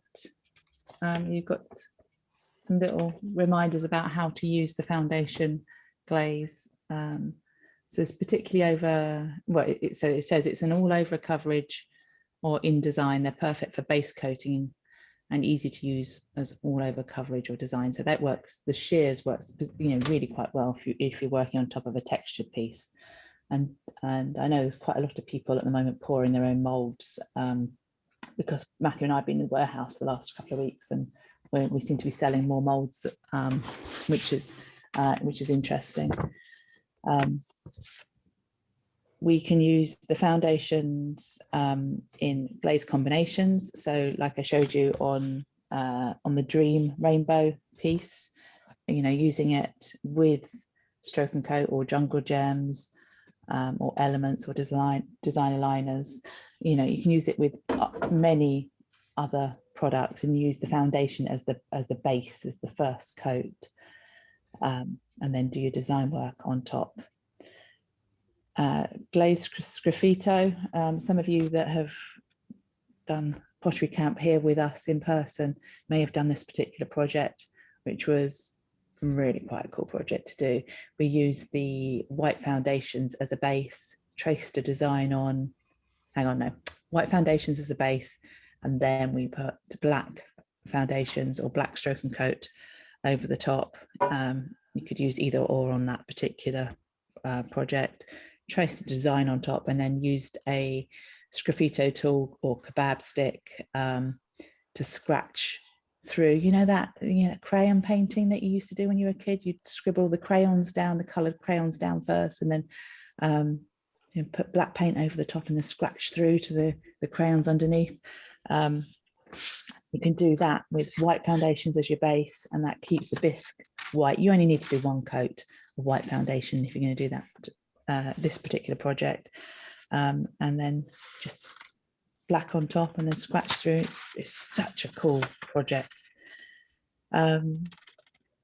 Foundations like Stroke and Coat can be used directly onto your clay projects, onto wet clay or leather hard clay projects. It's always recommended to use. I just think there's probably in Reach there was that cat plate, wasn't there, which highlighted. I don't know, is it? It was behind you. Yeah, it's not though, is it? I can't see it. All right, don't worry. We tidied it up. It's gone somewhere else. While I've cut your flow, there's a question: how does foundation works with cobblestone?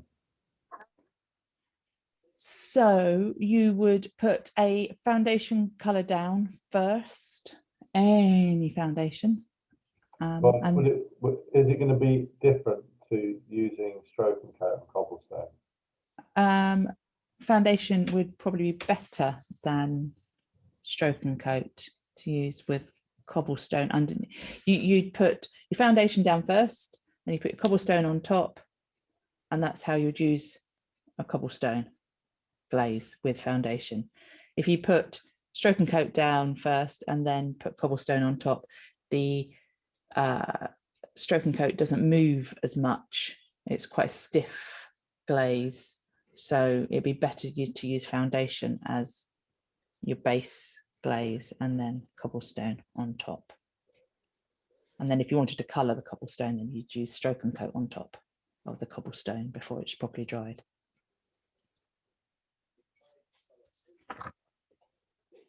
So yeah, like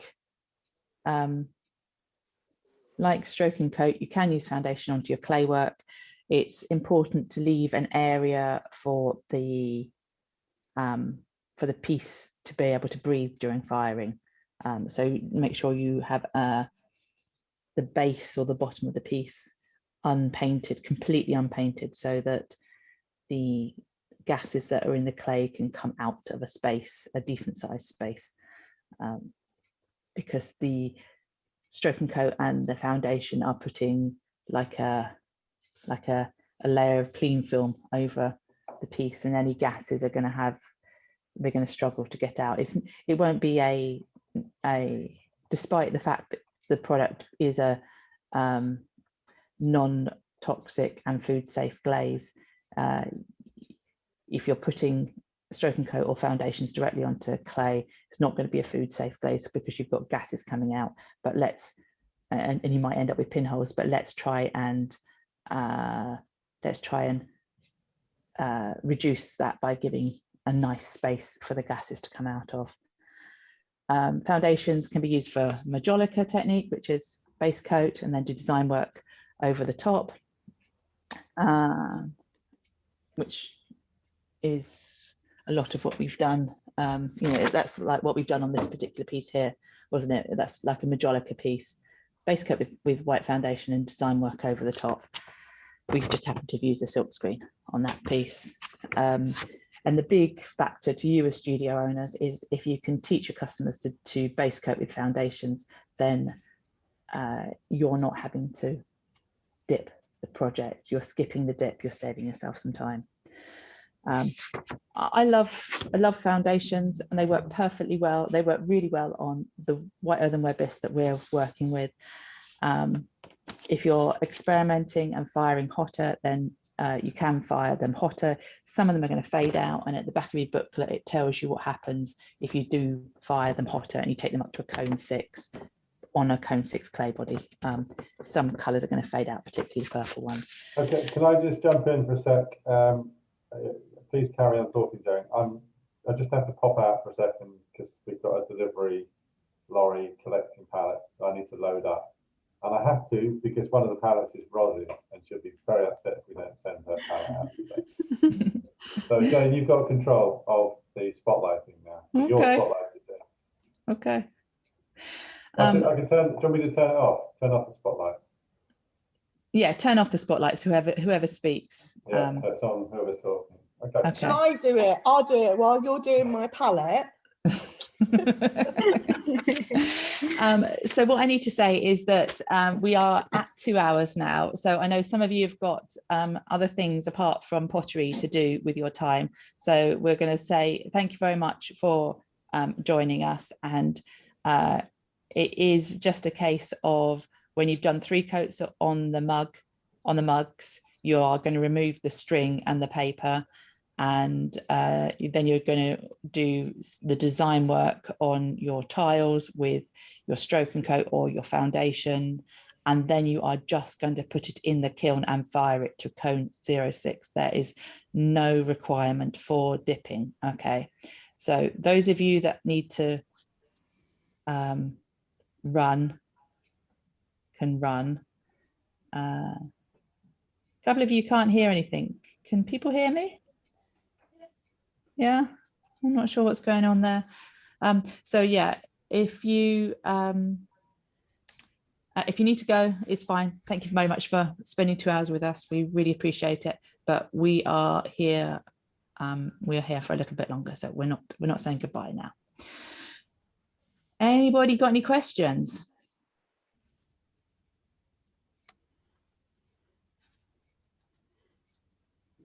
I do. Hiya. Hello.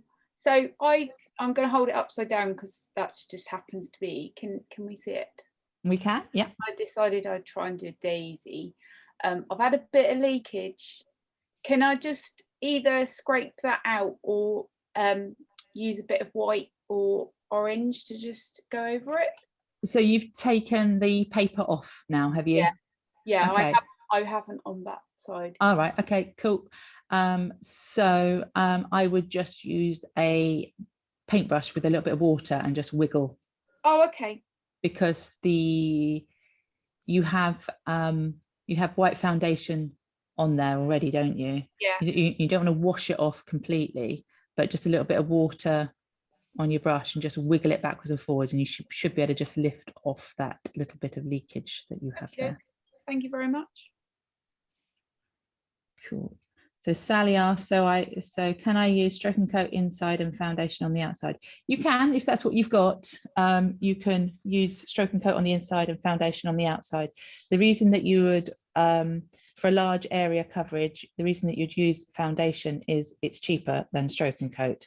But I know the argument coming back would be, but I don't want to buy all of the foundations. I mean, I can't possibly imagine why you wouldn't want to buy all of them. But if you want to use a stroke and coat, that you've already got, then yes, you can dilute your stroke and coat. You can dilute your stroke and coat 3 parts water to 1 part glaze, and you give yourself a roll glaze. So Debbie's got sound problems, and Claire, have you still got sound problems? I think everybody else can hear us, can't you? Maybe just log in and log back in again. Log out and log back in. Yeah. I think, yeah, if you've got problems and you can't resolve it, just jump out and come back in again, and a box will come up on my screen and I can let you back in. So Katie, what are you doing? I am just outlining my fish. And you're using stroke and coat on the top, and then you're going to flip and use foundation number 9 on the bottom.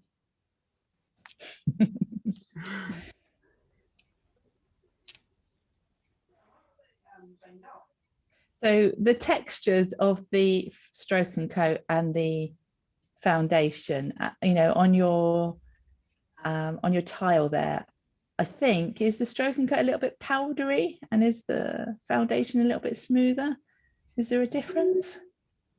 I don't know. There's more pigment in the stroke and coat, so it might have a different consistency to it.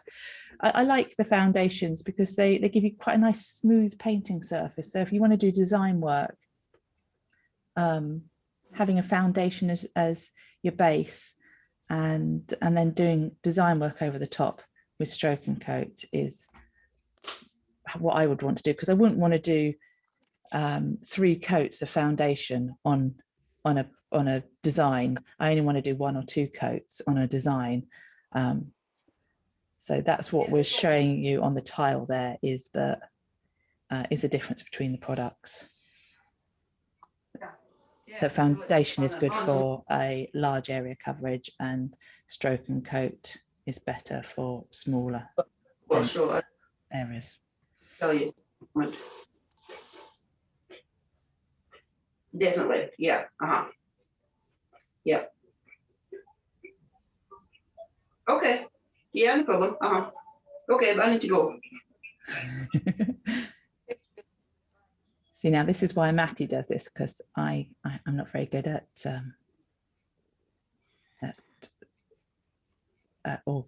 muting people.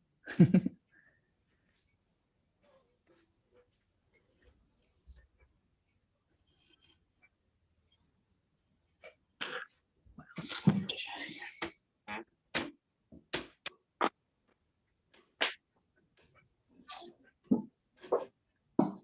So this little robin, or this little bird tile, this was done using foundation as the background, and then the design was traced on and then just coloured in with stroke and coats and crystal glazes. I think this is quite a nice project.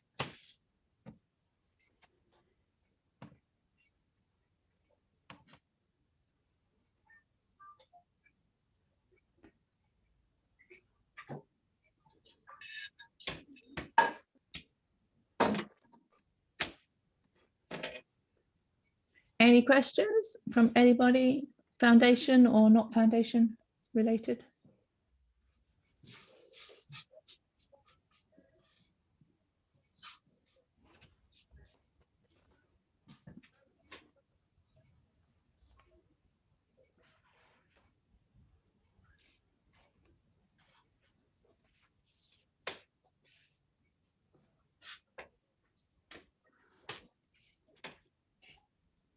I just want to say I really love the string effect and the way that it's come out. I can't wait to see it out of the kiln, and I could easily make so many of the designs with it as well. I like that.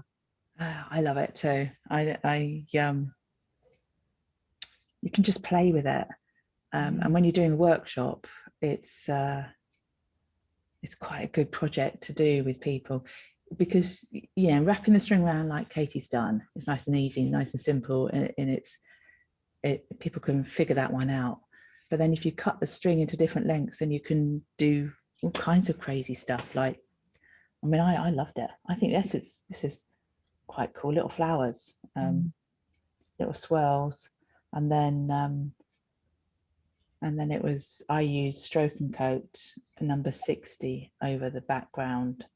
So it was FN9 as your background, and then with the string, and then number 60 all over everything. And then I just used crystal glazes. It's the same rainbow colors because I had the rainbow, I was doing the rainbow project at the same time, and just used crystal glazes to make the flowers and just, you know, dabbed them on. It wasn't high art at all, but it was so therapeutic, such good fun. Really enjoyed it. But you could almost do that as a, you could do it as an art class with kids, couldn't you? Modern art, abstract art, make aliens out of it. It almost looks like a eyes and an arm coming over the top. I don't know. Have you loaded the lorry then, Matthew? Yep, all loaded. Nice friendly driver. All done. 10 pallets today. Yeah. So some people having trouble with the sound. This is being recorded, so even if you are worried about not hearing stuff, you can jump on. What I'll do tomorrow, not today, but tomorrow I'll send an email to everybody with the link to the product discovery page on Facebook, which Jane will be putting some pictures up onto, and also a link to the recording, which I would think would still be on the Zoom cloud, but if it's not on the cloud, we'll put it somewhere on our website so you can watch it again if you want to.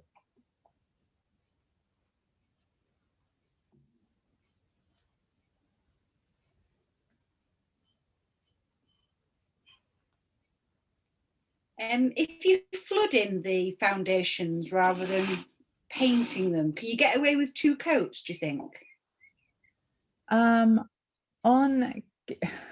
It depends how wet the piece was.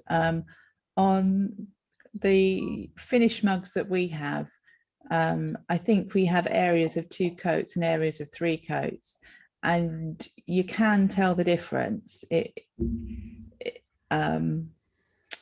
Can you see a difference, Katie? Yeah, if you want to pop me on, can I? Yeah. So here you can coming see through where it's lighter, and at the bottom as well. Thank you, Katie. It's all right. It's just a beautiful blue that we're using, and it just looks lovely with the 3 coats. So what we might do, you know, if you were teaching this as a class, what you might do is, instead of using the medium blue and having to do 3 coats, you might decide, maybe I'll use stroke and coat because it's got more pigment in it, and I can get away with 2 coats.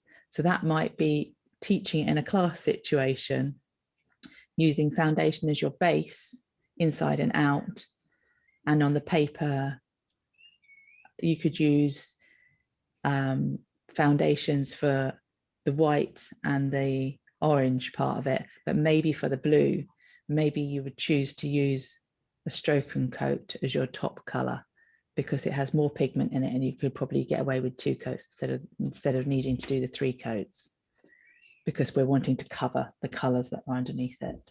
Yeah, makes sense. You know, if you've got foundations underneath, can you always skip the dip then? Yep.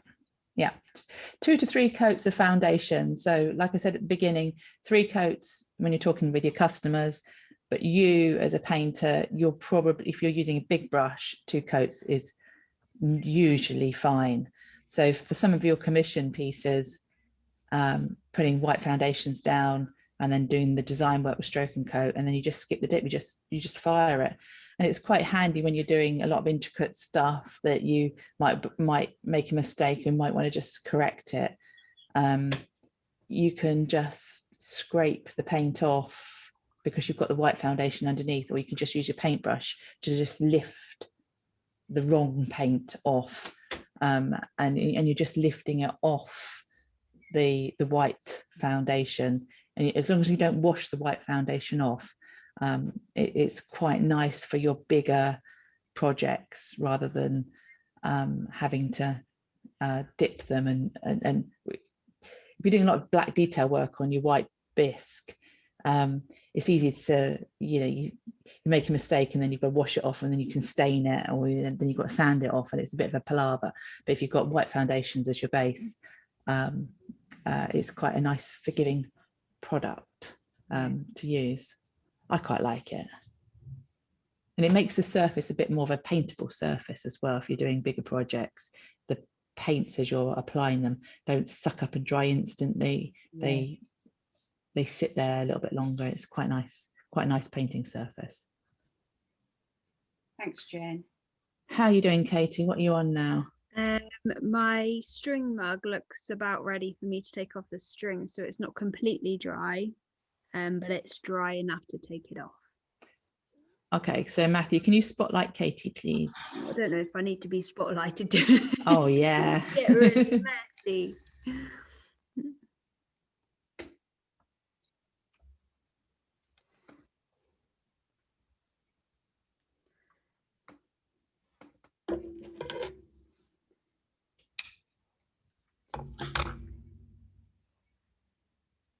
So when you remove the string, you want to be doing this whilst the paint, it's not super wet, but it's not bone dry. Can you just hold it up to the camera for a second? No, you can't. Okay.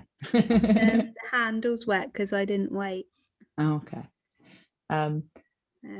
It's not. It's left its the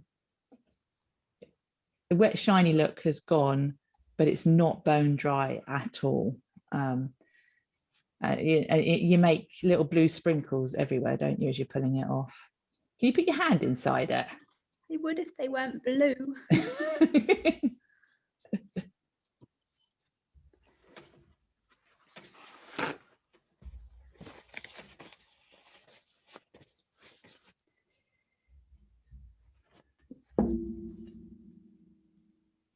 Yeah, you see, so the paint is still wet, but it's lost that wet shiny look.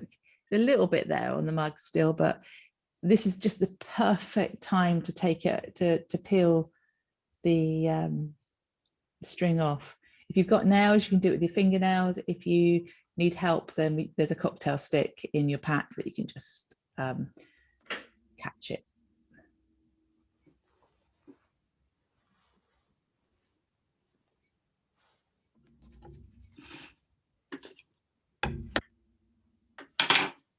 So because you've got the orange foundations underneath, you don't need to glaze it, So we'll let this dry, and then we'll maybe just dust over with our fingers just to make sure there's no loose bits of glaze that will fall off in the kiln.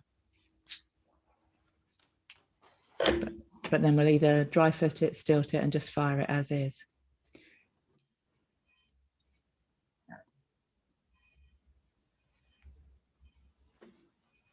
So your little tile is all done, so that's ready to go in the kiln. Just fire as is, cone 06, just fire it as it is. And then your paper mug. Still very wet. Okay, so the paper mug, what are you on? Have you done 3 coats on that, or you done? No. Okay, so the paper mug. I could put another coat on now, it's kind of dry. Yeah, so the paper mug, you'd put 3 coats of the medium blue on, and then do the handle, and then using a cocktail stick, you're going to pick off the bits of paper. And again, let it dry, check for any little bits of paper once it's completely dry, because sometimes we leave some behind. But you should be able to see a difference when you come to pick the bits of paper off. The shiny, whether you can see the shiny bits of paper or the copier paper, it should be easier to see the shiny paper. So therefore, when you're working with a class, let's use shiny paper with it. And then it's just pop it in the kiln and fire to cone at 06. Before removing the paper, you want to make sure you painted the handle. Yeah, yeah. So we're waiting for paint to dry. And now I'm afraid, so I think you can stop recording, Matthew, but we will just we'll just be here to answer any questions anybody has.